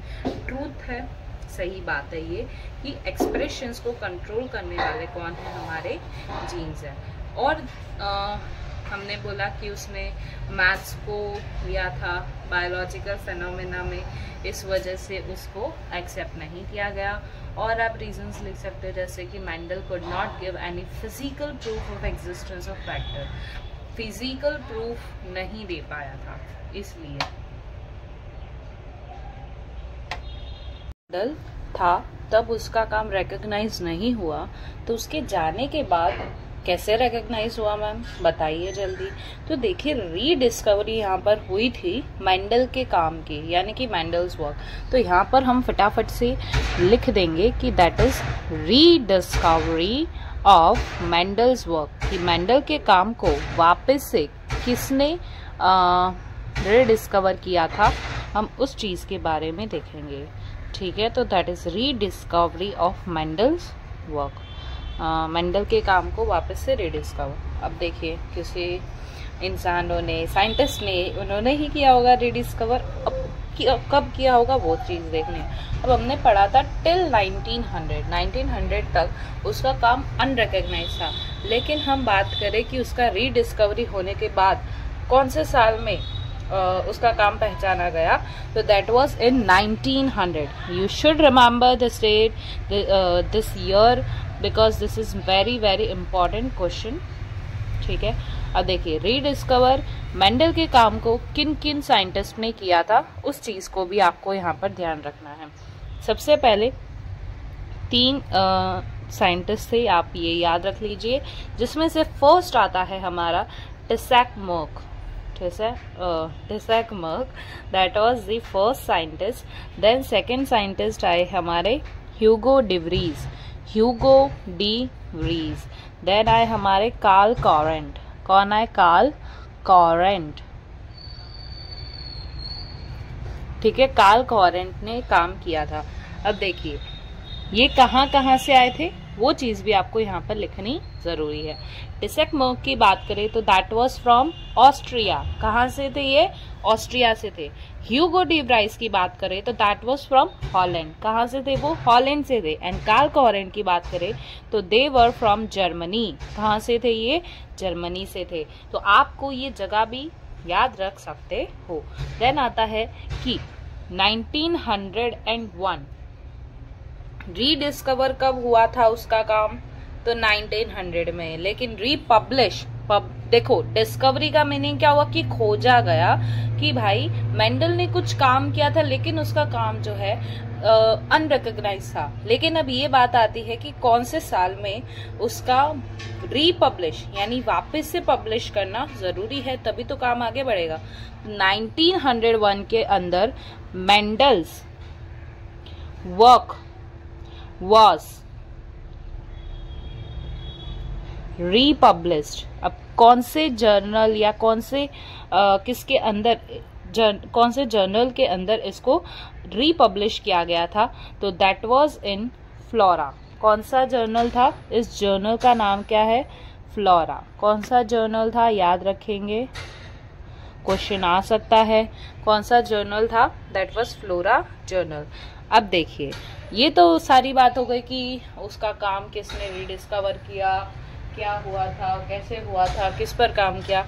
अब ये बात करते हैं कि उसने जो काम किया था किस पर किया था, हमें पता है पाइजम सेटाइवम पर। लेकिन उसका काम जो है वो चूज किया था उसने पाइजम सेटाइवम को, इतना हमें पता है। लेकिन ये पाइजम सेटाइवम ही क्यों लिया गया, कोई और क्यों नहीं लिया गया, ये चीज पर अब हमें डिस्कशन करना है। तो सबसे पहली बात आती है, यहाँ पर हम एडिंग डालेंगे that why Mendel chose Pisum sativum. क्यों उसने पाइजम सेटाइवम को सिलेक्ट किया था? अब पढ़ते हैं कि मेंडल ने क्यों पाइजम सटाइवम को चूज किया था। तो सबसे पहली बात जो आती है that is short life span. जो पाइजम सटाइवम होता है उसकी जो लाइफ स्पैन होती है बच्चों वो बहुत ही ज्यादा शॉर्ट होती है। That is for something 3 to 4 months only. 3 to 4 months ही इसकी जो है वो रहती है लाइफ स्पैन, राइट। देन आता है कि ये इजी टू ग्रो होता है, कि आप इसे आसानी से इसे ग्रो कर सकते हो, ठीक है। और इन लैब के अंदर भी आप इसे इजीली ग्रो कर सकते हो और ये बहुत ही आसानी से मिल जाता है, इसलिए हम लिख सकते हैं कि दैट इज इजीली अवेलेबल। फिर बात आती है कि ये जो है large number of offsprings produce करता है, large number of offsprings from one time, ठीक है, वन टाइम से large number of offsprings produce करता है। चौथी चीज ये आती है कि there is presence of contrasting trait. जैसा कि हमने पढ़ा था कि जीन्स के अंदर जो है वो कंट्रास्टिंग जो था, कौन सी चीज थी, अलील्स थे, हमें पता है, ठीक है। तो प्रेजेंस है किसकी, कंट्रास्टिंग ट्रेट्स की यहाँ पर प्रेजेंस है। तो जैसे कि यहाँ पर कलर, फ्लावर वगैरह जो भी है कैरेक्टर्स थे, ट्रेट्स थे, कैरेक्टर्स और ट्रेट या तो फिर बोले अलील्स जो है उसके बारे में हम अभी डिस्कस करेंगे। पांचवी चीज आती है that is naturally self pollinated. ये सेल्फ पॉलिनेशन भी कर सकता था, दैट इज बहुत ही अच्छी बात थी इसके लिए। तो नेचुरली सेल्फ पॉलिनेटेड थे। एंड दूसरी चीज कि वो बर्ड पॉलिनेशन भी शो करते थे। क्या शो करते थे, they shows bird pollination as well, ठीक है। एंड आर्टिफिशियल हाइब्रिडाइजेशन भी। तो ये सारी चीजें जो बेनिफिट्स थी जिस वजह से मेंडल ने पाइजम सटाइवम को चूज किया था, तो ये आपको थ्योरी पेपर में भी पूछ सकते हैं। अब बारी आती है कि मेंडेलियन का एक्सपेरिमेंट। पर मेंडेलियन के एक्सपेरिमेंट से पहले हमने जितना भी पढ़ा है उस चीज को पूरा एनसीईआरटी से रीड आउट कर लेते हैं, जिस वजह से आपको बहुत ही अच्छे से पता चल जाए कि मैंने एनसीईआरटी को बहुत ही अच्छे से यहाँ पर एक्सप्लेन किया है फ्लो चार्ट्स के फॉर्म में। तो this will help you to revise in the last time. Okay, चलिए अब अपनी एनसीईआरटी लेकर आते हैं। चलिए, तो this is our NCERT for principle of inheritance and variation chapter. तो चलिए स्टार्ट करते हैं कि अब देखिए सबसे पहली बात कि have you ever wondered why an elephant always gives birth only to baby elephant and not some other animals, और why mango seed forms only a mango plant and not any other plant. ये line के बारे में आपको पता चल गया होगा और मैंने भी आपको आगे बताया था कि एलिफेंट का बेबी जो है वो बर्थ एलिफेंट को ही क्यों देता है। Why mango seeds, mango plants से मैंगो सीड्स ही आते हैं, ना ही कोई और। तो ये चीज के बारे में हमने आगे भी पढ़ा था।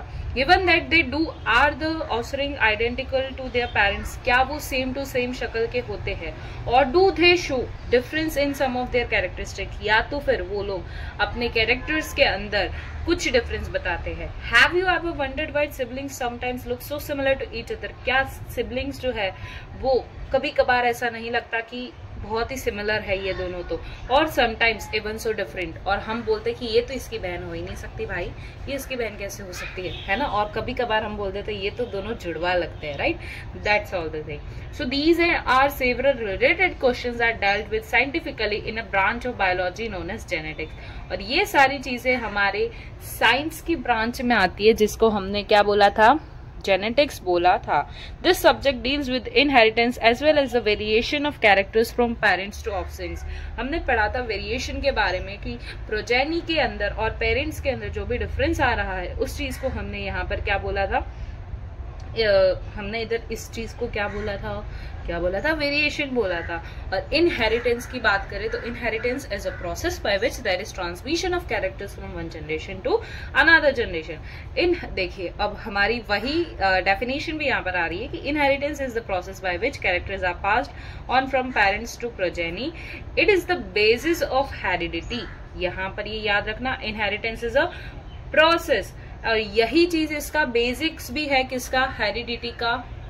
सिंपल सी बात है भाई, हमने ये चीज पढ़ ली है। तो it is the basis of heredity. You can note down in your notes that inheritance is the basis of heredity, आप इस चीज को याद रख सकते हैं। Variation is the degree by which progeny differs from their parents. Simple, clear.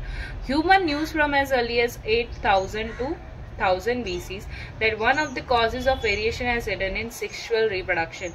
Obviously we know that कि sexual reproduction से ही variation आ सकता है, because asexual reproduction से नहीं आ सकता। They exploited the variations that were naturally present in the wild population of plants and animals, selectively breed and select for organisms that possess desirable characters, for example through artificial selection and domestication from ancestral wild cows. We have well-known Indian breeds, example Sahiwal cow in Punjab. Sahiwal cow in Punjab, आपको बहुत अच्छे से इस example को याद रखना है, आप अपने NCERT में इसको स्टामा कर लीजिए। We must know, recognize that though our ancestors knew about the inheritance of characters and variation, they had very little idea about scientific basis of these phenomena. ठीक है, तो ये सारी चीजें आर्टिफिशियल हाइब्रिडाइजेशन के बारे में बताई हुई है। अब आ जाते हैं मेंडल्स लॉ ऑफ इनहेरिटेंस के ऊपर। मेंडल का ये सबसे पहला टॉपिक है जो कि आज के वीडियो में हमने कवर करने की कोशिश की है। It was during the mid 19th century that headways was made in the understanding of inheritance. Gregor Johann Mendel conducted hybridization experiment on garden peas for 7 years, 1856 to 1863, and proposed the laws of inheritance in living organisms. ये चीज हमें अच्छे से पता है और हमने पढ़ भी ली है कि 7 years तक 1856 से 1863 तक उन्होंने हाइब्रिडाइजेशन का एक्सपेरिमेंट किया था। किसके ऊपर किया था? गार्डन पी के ऊपर किया था। और इसी चीज को उन्होंने क्या प्रपोज किया था? As a law of inheritance in living organism. During Mendel's investigation into inheritance patterns, it was the first time that statistical analysis and mathematical logics were applied to problem in biology. ये पहली बार था, ये चीज के बारे में भी हमने पढ़ा। His experiment has large sampling size which gave credibility to the data that he collected. Also, the confirmation of his inference from experiments on successive generations of test plants proved that the results pointed to general rules of inheritance rather than being unsubstantiated ideas. Mendel investigated characters in the garden pea plant that were manifested as two opposite traits, example taller dwarf, yellow or green seeds, है ना। ऐसे ऐसे इन्होंने characters लिए थे, ये जिसके बारे में भी हमने पढ़ा। ठीक है, और क्या है यहाँ पर हम देख सकते हैं कि these allowed him to set up a basic framework rules governing inheritance which he expanded or by later scientists to account the complexity, है ना। देखिए, प्रिंसिपल ऑफ इनहेरिटेंस ऐसा चैप्टर है जिसके अंदर जैसे कि ये जो एक्सपेरिमेंट्स वगैरह होंगे, इन सब चीजों को हमें रीड करने की ऑब्वियसली ज़रूरत नहीं है। कुछ मेन पॉइंट्स होंगे वो मैं आपको बता दूंगी, लेकिन प्रिंसिपल ऑफ इनहेरिटेंस वैसे one time you should read it, आपको समझ आ जाएगा, मैं एक्सप्लेन कर दूंगी। तो आप यहाँ पर देख सकते हो कि हमारी चैनल पे इस तरह से नोट्स हम बनवा रहे हैं कि आपकी पूरी NCERT भी कवर हो रही है, तो आप शॉर्ट रिवीजन में नोट्स को प्रेफर कर सकते हैं। NCERT तो no doubt you should read it, you have to read it and you must read it. आपको ये तो रीड करनी ही करनी है NCERT को, बट यहाँ पर ये चीज आती है कि आपको फ्लो चार्ट्स के फॉर्म में रिवीजन अच्छे से होता रहेगा, but you have to read NCERT as well, right. तो इस तरह से हमारी चैनल पे इसीलिए हमने ये लाइन रखी गई है कि learn at the first click, right. चलिए अब आगे बढ़ते हैं। Mendel conducted such artificial pollination, cross pollination and यही सारी चीजें उन्होंने एक्सपेरिमेंट में की थी, हमें पता है, using several true breeding P lines. उसने 14 ट्रू ब्रीडिंग, ये सारी चीजें हम अभी पढ़ेंगे। अभी इसके आगे हम जाते हैं, दैट इज हमने जिसके बारे में पढ़ा था कि रीडिस्कवरी वगैरह हुई थी, तो उस चीज के बारे में हम थोड़ा सा पढ़ लेते हैं। और इस चीज को नाम दिया गया था क्रोमोसोमल थ्योरी ऑफ इनहेरिटेंस। क्या नाम दिया गया था इसे? Chromosomal theory of inheritance. Mendel published his work of inheritance of characters in 1863। 1863 हमने पढ़ा था, 1856 से 1863 तक उसने अपना एक्सपेरिमेंट किया था और 1863 में उसने पब्लिश किया था। But for several reasons it remain unrecognised till 1900। Firstly, communication was not easy. यहाँ पर क्या था? कम्युनिकेशन जो था वो ईजी नहीं था, एज इट इज नाउ, जैसा आज के टाइम पे है। In those days his work could not be widely published. And secondly, his concepts of genes or factors in Mendel's words as stable and discrete units उसने बोला था, ये इस चीज के बारे में भी हमने पढ़ा है, ठीक है। और उसके कंटेम्पररीज ने एक्सेप्ट नहीं किया था। दूसरी बात, पेयर ऑफ अलीज जो है वो ब्लाइंड नहीं करते हैं, ये सारी चीजें का एक्सप्लेनेशन दिया था। Mendel's approach using mathematics to explain biological phenomena जो कि टोटली न्यू था, एंड दूसरी चीज अनएक्सेप्टेबल था to many of the biologist at his time. Finally, though Mendel's work suggested that factor genes were discrete units, he could not provide any physical proof of existence। इस चीज के बारे में भी पढ़ा कि फिजिकल प्रूफ ऑफ एक्सिस्टेंस वो नहीं दे पाया था। अब आती है बारी कि भैया उसका काम फिर कैसे रिकॉग्नाइज किया गया। तो इन 1900 में 3 साइंटिस्ट आए, डी व्रीज, कॉरेंस, ठीक है, एंड वॉन टेसेकमुग, ठीक है। उन्होंने इंडिपेंडेंटली पूरा का पूरा मेंडल का काम रीडिस्कवर किया गया, ठीक है, because of the advancement in microscopy, ठीक है, और स्ट्रक्चर जो था न्यूक्लियस वगैरह में, तो उस वजह से क्रोमोसोम्स की स्टडी भी बहुत उस टाइम पे आसान हो गई थी, जिस वजह से यहाँ पर वो उन्होंने अच्छे से मेंडल का काम डिस्कवर किया। By 1902 the chromosome movement during meiosis had been worked out. Walter Sutton and Theodor Boveri noted that, ये सारी चीजें आ जाती है अलग पॉइंट में। ये चीज हमने पढ़ ली कि उसका काम अनरिकॉग्नाइज्ड क्यों रहा था। तो ये सारी चीजें हो गई जितना हमने आपको बताया था। दूसरा अब आता है मेंडल के क्रॉस एक्सपेरिमेंट्स, है ना। उसने जो क्रॉस किए थे, पुनेट स्क्वायर्स वगैरह बनाकर उसने जो क्रॉस किए थे, उस चीज के बारे में अब हमें आगे पढ़ना है। तो सबसे पहला उसका हम बेसिक समझ लेते हैं कि उसने हर एक एक्सपेरिमेंट के अंदर क्या चीज की थी। तो सबसे पहली बात आती है, चलिए हम हेडिंग डाल देते हैं, दैट इज मेंडेलियन एक्सपेरिमेंट। क्या डालेंगे? Mendelian experiment. मेंडेलियन एक्सपेरिमेंट के अंदर सबसे पहला स्टेप, हमें पहले बेसिक तो पता होना चाहिए कि भाई इसको हमें करना कैसे है, उसने किया कैसे था, राइट, दैट ऑल। तो सबसे पहला आता है कि उसने सिलेक्शन किया पेरेंट्स का, है ना। किसका सिलेक्शन किया? पेरेंट्स का सिलेक्शन किया। और फिर उसके बाद उन्होंने क्या किया था? Selection of parents. अब हम पूछेंगे भाई सिलेक्शन किया पेरेंट्स का, सो दैट वाज हेटेरोजाइगस और homozygous, this question should be asked. तो यहाँ पर हम बोलेंगे कि उसने जो सिलेक्शन किया था पेरेंट्स का, वो टोटली प्योर लाइन और ट्रू ब्रीडिंग था, यानी कि हेटेरोजाइगस था नहीं, हेटेरोजाइगस नहीं था। प्योर लाइन का मतलब है कोई भी मेलावट झुलावट कुछ भी नहीं, दैट वाज होमोजाइगस, यानी कि होमोजाइगस पेरेंट्स उसने लिए थे। यानी कि इसमें क्या था? डोमिनेंट भी था, डोमिनेंट था और एक था रिसेसिव, ऐसे अलग अलग लिए थे। जिसमें डोमिनेंट को हमने कैसे डिनोट किया? कैपिटल टी से, और रिसेसिव को हमने कैसे डिनोट किया? स्मॉल टी से।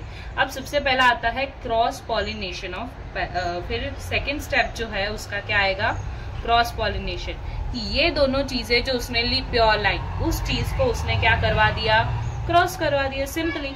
तो क्रॉस पॉलिनेशन किया गया किसका? पेरेंट्स का। तो there was cross pollination of parents, और इसको क्या नाम दिया गया? उसने F1 जनरेशन। क्या नाम दिया? F1 generation. अब यहाँ पर बात आती है, मैम F क्या होता है? F का मीनिंग क्या है? यहाँ पर F का मतलब है फीलियल, F का मतलब है फीलियल 1 जनरेशन, ठीक है। फिर स्टेप नंबर 3, तीसरे स्टेप में उसने क्या किया? सेल्फ पॉलिनेशन करवा दिया F1 का ही, ठीक है। तो there was self pollination of the F1 hybrid, ठीक है। और फिर उसने स्टडी किया F2 जनरेशन को। तो ये सारे स्टेप्स थे, जिस वजह से आपके पास अगर कोई भी आ जाए ना एक्सपेरिमेंट, कोई भी आ जाए, कोई भी क्रॉस करने का आ जाए, तो आप आसानी से कर सकते हो। मेन चीज आपको क्या याद रखनी है? सबसे पहला सिलेक्शन ऑफ पेरेंट्स किया गया था, दूसरा क्रॉस पॉलिनेशन करवा गया था पेरेंट्स का, जो भी यहाँ पर लिए गए थे, जैसे ये और ये लिया तो इसका क्रॉस पॉलिनेशन, उसमें जो चीज आई उसको क्या नाम दिया था उसने? F1 generation. और स्टेप 3 में क्या किया? जो F1 जनरेशन में मिला उसी का सेल्फ पॉलिनेशन का मतलब जो चीजें है जो कोई एक चीज है, जैसे कैपिटल टी है, इसको ही मैं क्रॉस करवा दूं कैपिटल टी के साथ, so this is known as self pollination. लेकिन अगर मैं बात करूं क्रॉस पॉलिनेशन की, यानी कि जिसे कैपिटल टी और स्मॉल टी का करवा दूं, तो this is called as the cross pollination. तो ये चीज आपको आई थिंक सो अच्छे से समझ आ गई होगी। अब हमें आगे बढ़ना है। तो सबसे पहले cross pollination, self pollination, Mendelian का एक्सपेरिमेंट पढ़ेंगे, सब्र करो। लेकिन इससे पहले हमें क्या पढ़ना है, उसका और सारी चीजें कि उसने अपने एक्सपेरिमेंट में कौन से कैरेक्टर्स लिए थे, वो चीजें तो पढ़नी पड़ेगी कि नहीं। तो वो सारी चीजें अब हम पढ़ने जा रहे हैं। तो जो पाइजम सेटाइवम था उसके बारे में हमने अच्छे से पढ़ लिया कि उसने क्यों लिया था, क्या लिया था, कैसे लिया था, सब कुछ हमने पढ़ लिया। अब बारी आती है कि उसने कौन से कैरेक्टर्स लिए थे मेंडल ने अपने एक्सपेरिमेंट के अंदर। तो चलिए अब आगे बढ़ते हैं कि which characters are taken in the Mendelian experiment.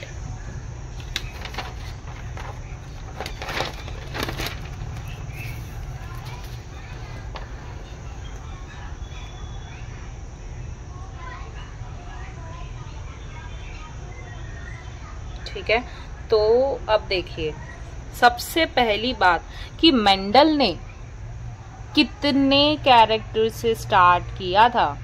Mendel ने कितने कैरेक्टर से स्टार्ट किया था, फिर वो लास्ट में जाकर कितने सिलेक्ट किए गए थे उससे, मतलब उसने कितने सिलेक्टेड यानी कितने सिलेक्ट किए थे। तो सबसे पहला मेंडल ने कितने से स्टार्ट किया था, तो दैट वाज ऑफ 33 वेराइटीज। कितने 33 वेराइटीज। वाइल उसने सिलेक्ट कितने किए 33 से वो 24 पे आया, और 24 से वो कितने पे आया 14 वेराइटीज पे आया। बच्चों ध्यान दो, यहाँ पर मैंने क्या लिखा है वेराइटीज। वेराइटीज का मतलब होता है अलील्स। इतने अलील्स के आप बोल सकते हो उसने सिलेक्ट किया था। लेकिन अब यहाँ पर बात आती है, ये 14 क्या हो गया हमारा कॉन्ट्रास्टिंग ट्रेट। इसको हम क्या बोल सकते हैं, कॉन्ट्रास्टिंग ट्रेट बोल सकते हैं। तो सबसे पहले यहाँ पर हम क्या लिख देंगे कि कैरेक्टर उसने कितने लिए थे 7। तो ऑब्वियसली बात है हर एक के 2-2 कॉन्ट्रास्टिंग ट्रेट होंगे, तो टोटल कितने हो जाएंगे, ऑब्वियसली कॉन्ट्रास्टिंग ट्रेट हमारे हो जाएंगे 14।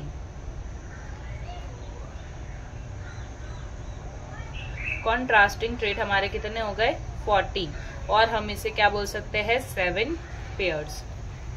ठीक है, अब लिखते हैं कौन कौन से कैरेक्टर लिए थे, फिर उसमें कौन सा ट्रेट जो है वो डोमिनेंट था एंड कौन सा वाला रिसेसिव था। ठीक है, ये चीज आपको लिखनी है और आप लिखेंगे भी मेरे साथ साथ और याद भी करेंगे मेरे साथ साथ। सबसे पहला आया था सीड शेप जो था उसने कौन कौन सा लिया था, एक तो राउंड लिया था, और दूसरा जो है वो उसने कौन सा लिया था राउंड एंड क्या लिया था रिंकल्ड। आपकी एनसीईआरटी में पूरा अच्छे से इसकी फोटो भी दी गई है। तो हम राउंड को कैसे लिख सकते हैं, कैपिटल आर से लिखेंगे, और रिंकल को हम क्या लिख सकते हैं स्मॉल आर से। फिर दूसरी बारी आती है सीड कलर की। किसकी बात आती है, सीड कलर। तो सीड कलर जो है वो येलो लिया गया था, दैट वाज डोमिनेंट, और इसको हम कैसे लिख सकते हैं कैपिटल वाई से। वाइल ग्रीन लिया गया था, that was by small Y, इसको हम कैसे लिख सकते हैं स्मॉल वाई से। तीसरी चीज जो उन्होंने ली थी that was flower colour. Flower का कलर, तो कलर कौन सा कलर, वॉयलेट कलर। ठीक है, तो उन्होंने कौन सा डोमिनेंट में कौन सा कलर था, वॉयलेट, कैपिटल वी से लिखेंगे। एंड रिसेसिव जो था वो था white, that was small v से लिखेंगे इसे। ठीक है, फोर्थ जो उन्होंने कैरेक्टर लिया था दैट वाज फ्लावर पोजीशन। आपको ये सारी चीजें याद होनी चाहिए कि, और दूसरी चीज ये भी याद होनी चाहिए कौन सा डोमिनेंट था कौन सा रिसेसिव था। बहुत क्वेश्चंस आते हैं, भर के क्वेश्चन पूछते हैं कि इसमें से कौन सा डोमिनेंट था फ्लावर कलर में, इसमें कौन सा फ्लावर पोजीशन। ठीक है, तो देखिए फ्लावर पोजीशन एक तो कौन सी होती है, एक्सियल होती है, और एक होती है हमारी टर्मिनल। एक्सियल का मतलब क्या हो गया, जैसे ये वाला पॉइंट, ठीक है, और टर्मिनल का मतलब हो गया ये वाला पॉइंट, टर्मिनेट हो गई चीजें, राइट, दिस इज। तो इसको हम स्मॉल ए से लिख लेते हैं और इसको हम कैपिटल ए से लिख लेते हैं, तो दिस इज फ्लावर पोजीशन। फिर आती है बारी पॉड शेप की। पॉड शेप यानी कि जो मटर के दाने के ऊपर वो होता है ना छिलके टाइप सा वो, ठीक है। तो पॉड शेप जो था, एक तो था हमारे पास इन्फ्लेटेड फुल, ठीक है, जिसको इन्होंने कैपिटल एफ से रिप्रेजेंट किया है ना। और दूसरी चीज आती है कंस्ट्रिक्टेड, कंस्ट्रिक्टेड यानी कि बोल सकते हैं पिचका हुआ, राइट, उस तरह से, ठीक है। तो दैट वाज स्मॉल एफ। तो ये तो क्या है हमारा रिसेसिव। 6th पॉइंट हम बोलेंगे दैट इज पॉड का कलर, उसका भी कलर था। अब देखो नॉर्मली हमें पता है कि मटर के दाने के ऊपर का छिलका किस टाइप का होता है, ग्रीन कलर का। तो आप इनमें कंफ्यूज नहीं होंगे कि किस में येलो था किस में ग्रीन था, और आप फिर भी कंफ्यूज हो रहे हो तो आप याद रख लीजिए पीजी, ठीक है, पीजी। पॉड कलर अगर ग्रीन डोमिनेंट हो तो वो क्या हो जाएगा हमारा येलो, क्योंकि इन दोनों में क्या है सेम टू सेम वाला है सी, इसलिए आप इसको ऐसे याद रख सकते हो। इसको स्मॉल जी से रिप्रेजेंट कर दिया। और 7th पॉइंट आता है हमारा स्टेम हाइट। और स्टेम हाइट तो हमें पता ही है मैम, टॉल होता है कैपिटल डी से, और ड्वार्फ को हम रिप्रेजेंट करेंगे विद स्मॉल डी। आपको अब मैं एक आपको मस्त चीज बताती हूँ, राइट। और आपको ऐसे भी पूछ सकते हैं कि सीड के कितने कैरेक्टर थे, फ्लावर के कितने कैरेक्टर थे, पॉट के कितने कैरेक्टर थे, हाइट के कितने कैरेक्टर थे। तो देखिए सबसे पहले लिख लीजिए ना साथ ही साथ, 2 सीड के थे, 2 फ्लावर के थे, ठीक है, फिर 2 पॉड के थे एंड 1 हाइट का था, ठीक है। तो ये चीज भी आपको याद रखनी है। क्वेश्चंस पूछ सकते हैं, क्वेश्चन स्केच से भी पूछे जा सकते हैं। अब बात आती है कि चलो मैं आपको एक मस्त चीज बताती हूँ कि जो हमारा पाइजम सेटाइवम है ना, पाइजम सेटाइवम वो क्या है। सबसे पहले हम बात करें डिप्लॉयड है, ठीक है, ठीक है मैम। अब आगे बताइए, डिप्लॉयड है तो एन क्या हो गया यहाँ पर, अब मैं बता देती हूँ। डिप्लॉयड में उसके पास कितनी है, 14 है, यानी क्या होगा 7 पेयर ऑफ क्रोमोसोम होगा। तो सिंगल में क्या आ जाएगा, n equals to 7 chromosome, 7 pairs of chromosome. तो इसके पास 14 वेराइटीज 14 इसके पास है, ठीक है। अलीसिया बोल सकते हैं 7 पेयर्स ऑफ क्रोमोसोम्स है। तो क्या मैं आपको पूछूं ये 7 के 7 कैरेक्टर्स जो है वो से अलग अलग जीन्स पर है। आपका क्या आंसर है आप हमें बताइए, कमेंट डाउन कीजिए फर्स्ट ऑफ ऑल कि क्या 7 के 7 सातों के 7 अलग अलग पे लोकेटेड होंगे। क्या seed shape gene number 1, seed colour gene number 2 ऐसे अलग अलग जगह पे वो लोग लोकेटेड होंगे। तो क्या लगता है आपको, जल्दी से कमेंट डाउन कीजिए। चलिए अब आ जाइए फटाफट। तो आपका आंसर शायद से यस होगा, but not at all yes नहीं आएगा, नो आएगा, क्योंकि सारे के सारे अलग अलग पे लोकेटेड नहीं होते हैं। वो हमारे पास 4 जीन है, क्रोमोसोम के ऊपर 4 जीन है, उसी के ऊपर लोकेटेड है। और 4 जीन नहीं हम बोलेंगे, सॉरी, दैट इज 4 लोकेशंस है जहां पर वो लोकेटेड है, या तो फिर बोल सकते हैं chromosome number, sorry I was mistaken, ठीक है। क्रोमोसोम 4 है, ठीक है। तो 4 क्रोमोसोम्स पे वो लोकेटेड है, that is chromosome number 1, chromosome number 4, chromosome number 5 and 7, 1 4 5 7, chromosome number 1 4 5 7। अब हम आपको सभी वाले जो कैरेक्टर्स थे वो कौन कौन से क्रोमोसोम नंबर पर लोकेटेड है वो चीज भी मैं आपको यहाँ पर लिख कर दे देती हूँ, ठीक है। दैट इज क्रोमोसोम नंबर, समझ लीजिएगा यहाँ पर कि ये जो व्रिंकल वाला है वो किस पे था, 7। ये जो है सीड कलर वाला जो कैरेक्टर था वो था नंबर 1 पे। देन फ्लावर कलर जो है वो भी था नंबर 1 पे। फ्लावर पोजीशन जो है वो था 4th नंबर पे। पॉड शेप जो था वो था 4th पे। देन पॉड कलर था that was on 5th position and then stem height जो था वो 4 पे था। तो आप यहाँ पर देख सकते हैं कि सभी अलग अलग पे लोकेटेड नहीं है, सारे के सारे 4157 के अंदर ही लोकेटेड है, ठीक है। तो आपको ऐसा क्वेश्चन भी पूछा जा सकता है स्टेटमेंट वाइज। मैक्सिमम कैरेक्टर जो है क्रोमोसोम नंबर किस पे था, तो हमें देख सकते हैं मैक्सिमम नंबर ऑफ कैरेक्टर्स जो है कौन से क्रोमोसोम नंबर पर है। मैक्सिमम कैरेक्टर्स जो है वो कौन से क्रोमोसोम नंबर पर है, तो that is on chromosome number 4, right, इतना क्लियर हो गया। अब हमने आपको आगे ही बता दिया था कि डोमिनेंट जो है वो एक्सप्रेस करता है होमोजाइगस में और हेट्रोजाइगस में, ठीक है, जो भी डोमिनेंट होगा। और रिसेसिव जो है वो कब एक्सप्रेस कर सकता है, होमोजाइगस कंडीशन में, जैसे स्मॉल टी। फॉर एग्जाम्पल, अगर मैं आपको अभी एक क्वेश्चन पूछ लूँ कि which of the following trait, अच्छे से सुनिएगा, which of the following trait can express in only homozygous condition, your options are axial flower, terminal flower, violet flower और ग्रीन पोड। अब वापस से सुन लीजिए option, axial flower, terminal flower, violet flower और ग्रीन पॉड। अब यहाँ पर आपको क्वेश्चन को ध्यान से समझना है, फिर आंसर करना है। सोच लिया आंसर, ठीक है। अब देखिए मैं आपको एक्सप्लेन करती हूँ कौन सा आंसर आएगा। यहाँ पर आप सोचिए पहले कि आपको क्या चीज दी गई है, होमोजाइगस कंडीशन दी गई है। होमोजाइगस कंडीशन में एक्सप्रेस करना, क्या पूछा है, विच of the following trait can express in only homozygous condition. तो सिर्फ होमोजाइगस कंडीशन में एक्सप्रेस करने वाला कौन है, कौन है, कौन है, सोचिए पहले। डोमिनेंट रिसेसिव के टर्म्स में सोचिए तो कौन आ जाएगा हमारे पास, रिसेसिव आ जाएगा। अब इसमें से ढूंढिए कि कौन सा रिसेसिव है। हमें पता है कि पोजीशन के अंदर एक था एक्सियल, एक था टर्मिनल। एक्सियल टर्मिनल जो है, तो एक्सियल जो है वो डोमिनेंट है और टर्मिनल हमारा रिसेसिव है, तो टर्मिनल फ्लावर हमारा आंसर हो जाएगा। वायलेट और ग्रीन पॉड ये चीजें तो हमारी डोमिनेंट हो गई, तो वो तो आ ही नहीं सकती, ठीक है। तो होमोजाइगस कंडीशन में कौन सा ऐसा ट्रेट है जो कि एक्सप्रेस करेगा सिर्फ और सिर्फ, हाँ यहाँ पे ये भी ध्यान दो, ओनली बोल रही हूँ मैं। विच of the following trait can express in only homozygous condition, सिर्फ और सिर्फ होमोजाइगस कंडीशन में कौन एक्सप्रेस करेगा, ओनली बोला है ना, तो इसलिए रिसेसिव जाएगा। डोमिनेंट तो करता ही है होमोजाइगस में, लेकिन सिर्फ और सिर्फ वाला कौन है, रिसेसिव है। आई होप सो इधर तक तो आपको बहुत अच्छे से पूरी सारी चीजें क्लियर हो गई होगी। अब जाते हैं क्रॉस के ऊपर, monohybrid cross, then dihybrid cross. चलिए अब हम अपने लास्ट टॉपिक को कंप्लीट कर लेते हैं और फिर फटाफट से एनसीईआरटी रीड करके हम ये चीज को फिनिश करते हैं हमारे आज के टॉपिक को। तो देखिए कि सबसे पहला हमने क्या करना है अभी, मोनो हाइब्रिड क्रॉस। क्या करना है हमें अभी, मोनो हाइब्रिड क्रॉस। अब देखिए मोनो हाइब्रिड क्रॉस का मतलब क्या होता है, मोनो का मतलब क्या होता है, वन। मोनो का मतलब होता है वन, तो ये क्या है हमारा, वन जीन, यानी एक जीन के ऊपर जो उसने एक्सपेरिमेंट किया, ठीक है, that is one gene inheritance, ठीक है।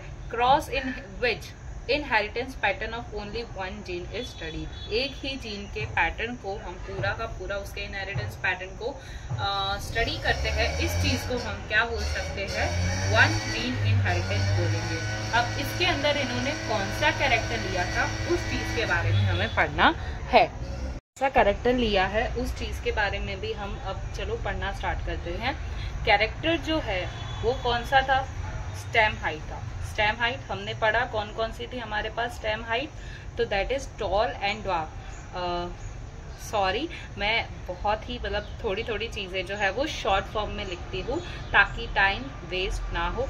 आप शॉर्ट फॉर्म में लिख भी सकते हो और आप नहीं भी लिख सकते, this all depends on your understanding. Tall था और दूसरा क्या था, ड्वार्फ, ठीक है। तो टॉल था और ड्वार्फ था। अब ये चीज तो हमारे क्या हो गए, ट्रेट हो गए। ट्रेट मतलब कि कैरेक्टर्स हो गए, ठीक है। अब हमने सबसे पहला स्टेप हमने इसके अंदर हमारे अंदर क्या पढ़ा था कि सबसे पहले क्या करो, पेरेंट्स का सिलेक्शन करो। तो हमने क्या क्या ले लिया, एक टॉल ले लिया और एक ड्वार्फ ले लिया। इसको हम कैसे लिखेंगे, कैपिटल टी एंड ड्वार्फ को हम लिखेंगे स्मॉल टी के टर्म्स में। अब आगे देखो इनके क्या बनेंगे, गैमीट्स बनेंगे। देखिए ये क्या है, capital T and this is what, इससे क्या आ जाएगा, small t and this is what your gametes. Gametes पता ही है ना आपको कौन से में होंगे ये, 2n होगा या n होगा, आप खुद सोचिए। दिस इज n, लेकिन ये चीज क्या है यहाँ पर, पेरेंट्स का जो है वो क्या है, 2n है। पेरेंट्स में क्या आ जाएगा, 2n, और इधर क्या आ जाएगा, कैपिटल टी और ये small T, this will gives you, ये दोनों मिलके क्या बनाएंगे, कैपिटल टी स्मॉल टी। और अब देख सकते हो कि यहाँ पर कौन सी कंडीशन आई है, हेट्रोजाइगस कंडीशन। और जो भी ये रिजल्ट आया था उसको उन्होंने क्या बोला था, F1 जनरेशन बोला था। क्या बोला था, F1 जनरेशन बोला था। कैपिटल टी स्मॉल टी जो है, तो इसमें जो डोमिनेंट कौन है हमारा, कैपिटल टी, मतलब सारे के सारे क्या थे, टॉल थे। तो ये हमारा स्टेप 2 डन हो गया। स्टेप 3 में हमने क्या किया था, इसी को हमने F1 जनरेशन को सेल्फ पॉलिनेशन कर दिया था, यानी जो भी चीज है उसी को वापस से सेल्फ पॉलिनेट करवा दो। अब आप खुद सोचिए, इससे क्या आएगा कैपिटल टी, इससे आएगा स्मॉल टी, इससे आ जाएगा कैपिटल टी, इससे आ जाएगा स्मॉल टी। अब ये दोनों ही अपना सेल्फ पॉलिनेशन करेंगे, तो capital T small t by capital T and small t. अब इनका पॉलिनेशन कीजिए, कैपिटल टी या जाएगा capital T small t and this is small t. अब सारे के सारों को लिख लीजिए, capital T is to capital T small t, ठीक है, इज टू स्मॉल टी। अब ये चीज क्या है, जीनोटाइप या फिनोटाइप, फटाफट बताइए। This is your genotype. And अगर मैं बोलूं इसमें क्या आ जाएगा, टॉल इज टू शॉर्ट आ जाएगा ना, तो tall is to short and ये चीज क्या आ जाएगी, टॉल इज टू शॉर्ट वाली हमारी फिनोटाइप आएगी, जो कि हमें बाहर से दिखेगी कि ये टॉल है या शॉर्ट है। अब इनके रेशियो के बारे में बात करते हैं। अगर हम जीनोटाइप के रेशियो की बात करें तो फटाफट से वापस से लिख लेते हैं, capital T small t and small T. Capital T की अगर हम बात करें तो यहाँ पर हमें ये चीज दिख रही है कि कैपिटल टी कितने हैं, 1 है, ये कितने हैं, 2 है, तो and last is recessive that is 1, तो इसका रेशियो क्या है, 1:2:1। लेकिन अगर मैं यहाँ पर इसी चीज में फिनोटाइप की बात करूँ ना, तो that is tall is to short. अब टॉल जो हेट्रोजाइगोस है उसको भी तो हम टॉल बोल रहे हैं, इसके अंदर जो रेशियो आ जाता है दैट इज 3:1। कैसे आया ratio ma'am, 1, 2, 3। Obviously capital T tall है, ये भी टॉल है, ये भी टॉल है, लेकिन ये ही शॉर्ट है, तो ये आ जाएगा 3:2, या तो टॉल इज टू ड्वार्फ भी आप लिख सकते हो। अब यहाँ पर ये जो हमने स्क्वायर बनाया सभी बच्चे जानते होंगे, इस स्क्वायर का नाम क्या है, पुनेट स्क्वायर है। क्या नाम है इसका, पुनेट स्क्वायर। साइंटिस्ट पुनेट जी ने इसको दिया था, ठीक है। तो यहाँ तक आई थिंक सो आपको अच्छे से समझ आ गया, इसके रेशियोज का बारे में आपको पता चल गया, ठीक है।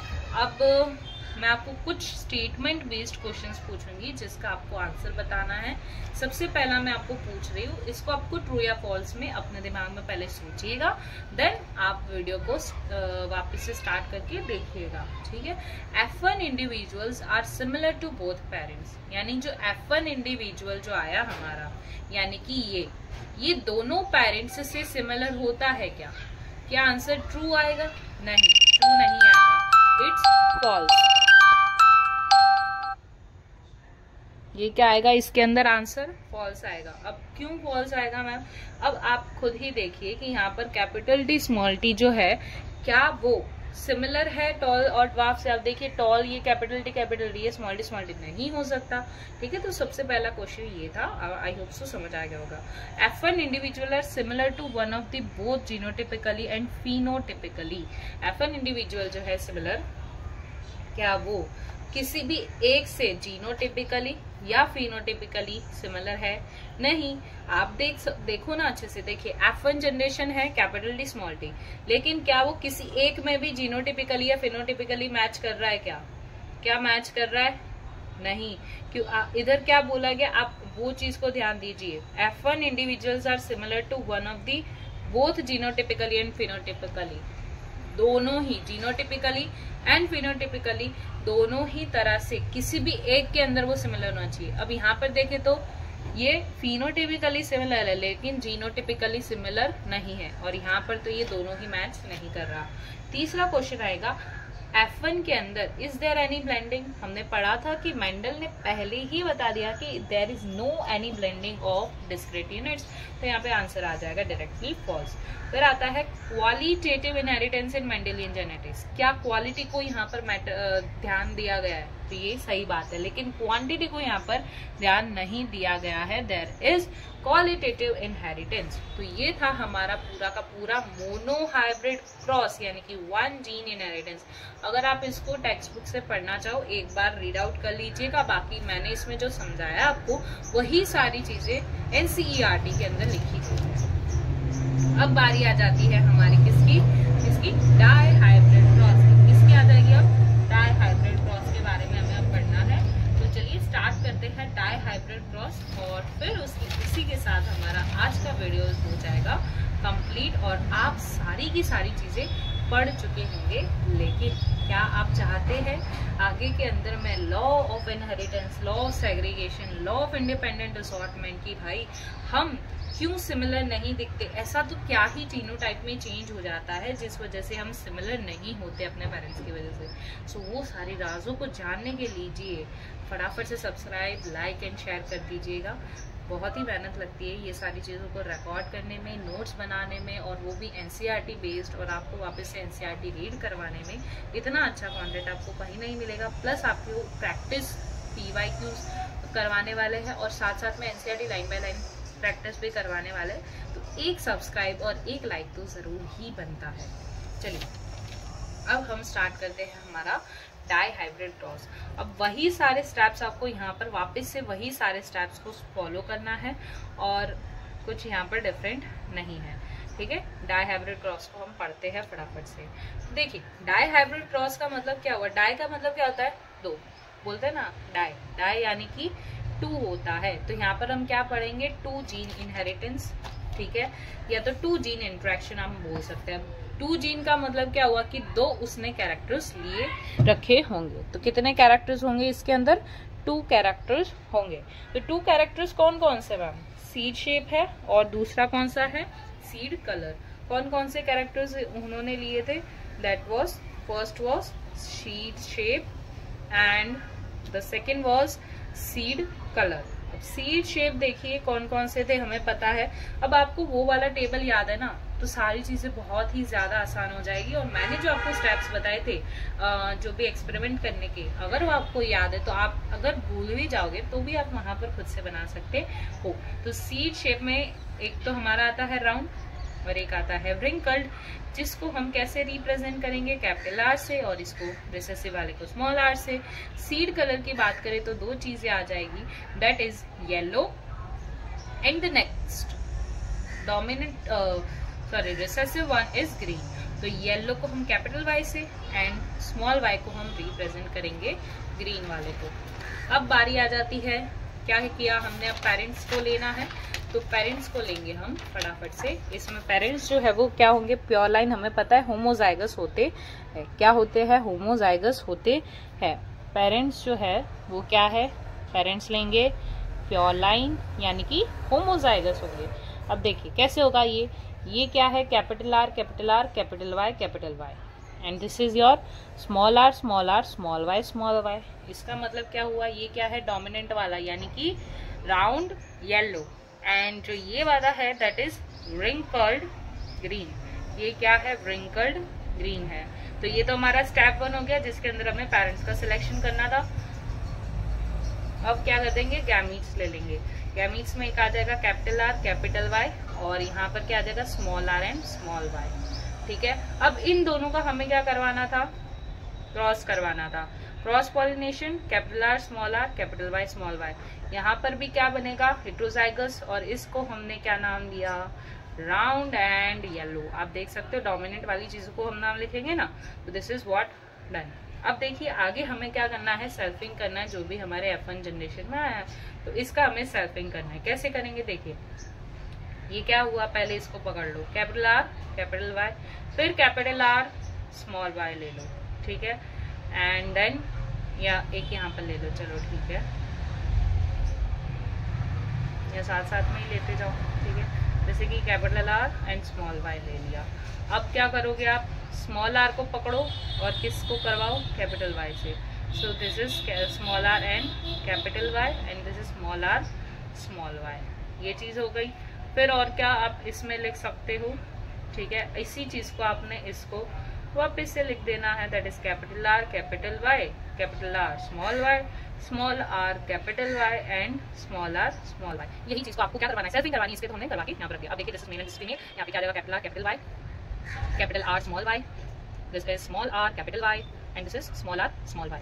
वापस से इसी चीज को हमने सर्व करवाना है। तो capital R capital Y, capital R small Y, small R capital Y and small R small Y. क्या करोगे? ऐसे ऐसे ऐसे ऐसे करना है बस। तो capital R capital R capital Y capital Y capital R capital R capital Y small Y. आपको मेरे साथ साथ ही बनाना है ताकि सारी चीज आपको उसी टाइम पे याद हो जाए। ठीक है, लर्न एट फर्स्ट प्लेस।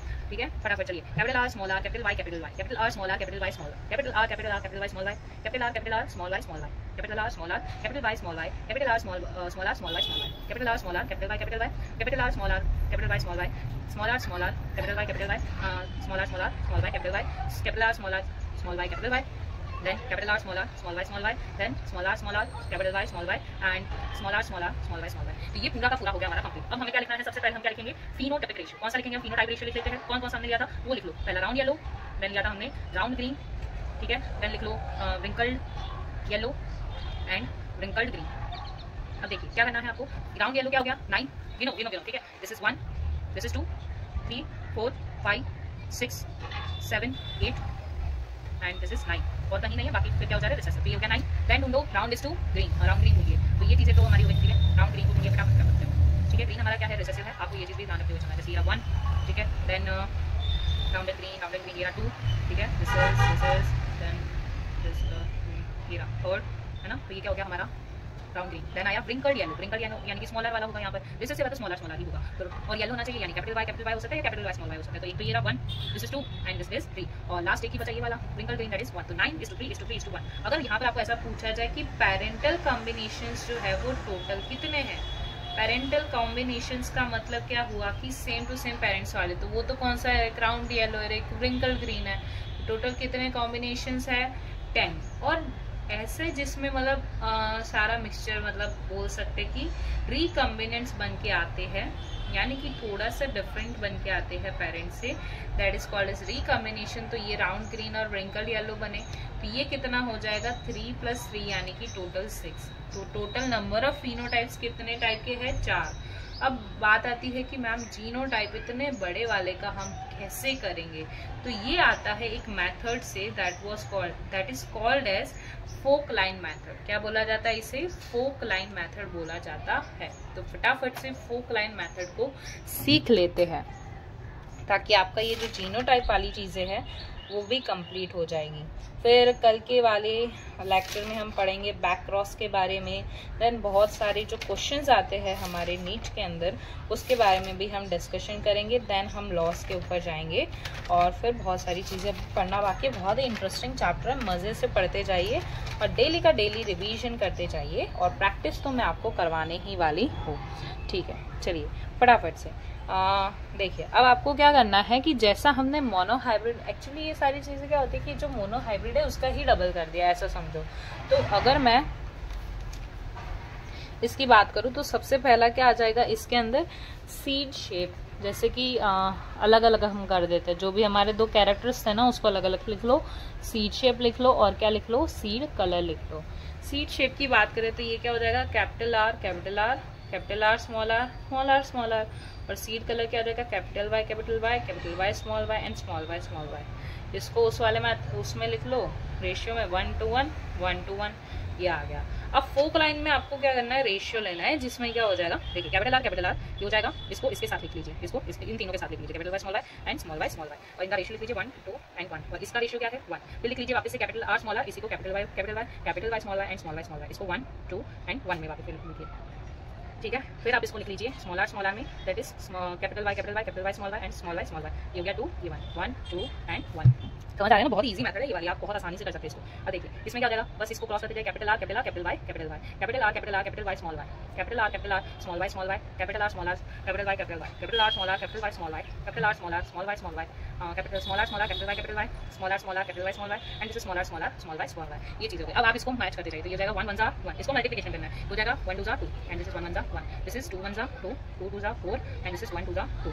फिर ये क्या हो जाएगा? 1 1 1 1 2 2 एंड 1 1 1। तो ये आ गया हमारे सारे। अब ये क्या आ गया हमारा पूरा का पूरा जीनोटाइपिक रेशियो क्या हो जाएगा? 1:2 2:1 1:2 2:1 2:4 4:2 1:2 1 अब यहाँ पर आप देख सकते हो जैसा मोनो हाइब्रिड में था ना कि 1 को 2 से मल्टीप्लाई कर दिया, बीच में 1 to 1 आ गया है ना, इसी तरह ही आप इसको भी याद रख सकते हो कि 1:2:1:2:4:2 1:1 और इसके सारे जो जीनोटाइप्स है वो यहाँ पर आ गए, राइट। तो ये सारी चीजें थी। और हाँ, आप नंबर ऑफ जीनोटाइप्स भी लिख लीजिए कि टोटल नंबर ऑफ जीनोटाइप्स हमारे पास कितने हैं, तो दैट इज 9। कितने आ गए? 9।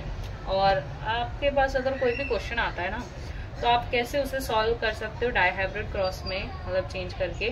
जैसे मैं इसी का सेवरल मेथड बता दूं तो ये क्या, जैसे 1:2:1, एक्चुअली ये मल्टीप्लिकेशन ही होता है डाइहाइब्रिड, मैंने आपको बोला था 1 to 1। अब इसको क्या कर दो मल्टीप्लाई, तो क्या आ जाएगा 1:2:1:2:2:1:1 आ गया। phenotypic ratio of monohybrid is to phenotypic ratio of monohybrid भी आप उसको क्रॉस करोगे ना तो आपके पास वही रेशियो आएगा 9:3:1, ठीक है। अब बचता है हमारे पास बैक क्रॉस बचेगा, और क्रॉसेस के अंदर की मैं बात कर रही हूँ, बैक क्रॉस। और फिर आते हैं बहुत सारे क्वेश्चंस जो कि हमारे उसके अंदर बनते हैं। तो मैंने ना बहुत ही डिटेल में आपको सारी चीजें आज के टॉपिक में कवर कर दी है। बहुत ही अच्छा लगा होगा आपको और समझ भी आया होगा, आई होप। बहुत अच्छे से समझाया मैंने, बहुत ही अच्छे से कोशिश की आपको समझाने की, आपको सारी की सारी चीज़ें समझ आ जाए। और मैंने पूरा एनसीईआरटी लेवल का समझाया, और एनसीईआरटी को ही मैंने यहाँ पर फ्लो चार्ट्स के अंदर पूरा का पूरा समझाया है। और आई होप सो अब मैं नेक्स्ट लेक्चर में आपको पूरा का पूरा बैक क्रॉस करवा दूंगी। फिर मैं आपको जो अलग अलग टाइप के क्वेश्चंस बनते हैं, बहुत सारे जो फॉर्मूलाज आते हैं, उन सब चीज़ों के बारे में बता दूंगी। फिर लॉज ऑफ इनहेरिटेंस होने वाला है, फिर कंसेप्ट ऑफ डोमिनेंस जो मेंडल ने अपने लॉ दिए थे बहुत सारे। अब ये आपको मैं एक चीज़ बता देती हूँ, नेक्स्ट लेक्चर की एक खासियत कि जो हमने पढ़ा ना, उसके अंदर हमने क्या पढ़ा कि मेंडल ने बताया कि जो भी हेटेरोजाइगस कंडीशन आएगी ना, उसके अंदर सिर्फ और सिर्फ डोमिनेंट होता है। लेकिन यहाँ पर एक एक्सेप्शन भी आता है कि डोमिनेंट ही सिर्फ नहीं होता है। आपने देखा होगा कि हमारा जो स्किन कलर है वो कभी भी ऐसा नहीं है कि एकदम ब्लैक ही है या तो फिर एकदम वाइट ही है। हमारा स्किन कलर जो है वो मिक्सचर का भी है, जो कि मेंडल ने मना किया था। तो वो जो डोमिनेंस के जो एक्सेप्शंस भी है कि मेंडल के सामने और भी क्या चैलेंजेस आए थे, उन सब चीज़ों के बारे में हम नेक्स्ट लेक्चर में डिस्कस करेंगे। सो फटाफट से सब्सक्राइब कर दीजिए और लाइक कर दीजिए एंड शेयर कर दीजिए, ताकि आपको अच्छे अच्छे वीडियोस अच्छी एजुकेशन आप तक पहुंच पाए। तो थैंक यू सो मच। और ये नोट्स साथ साथ ही बनाते जाइएगा ताकि आपको सारी चीज़ें याद होती जाए। So thank you for watching our video.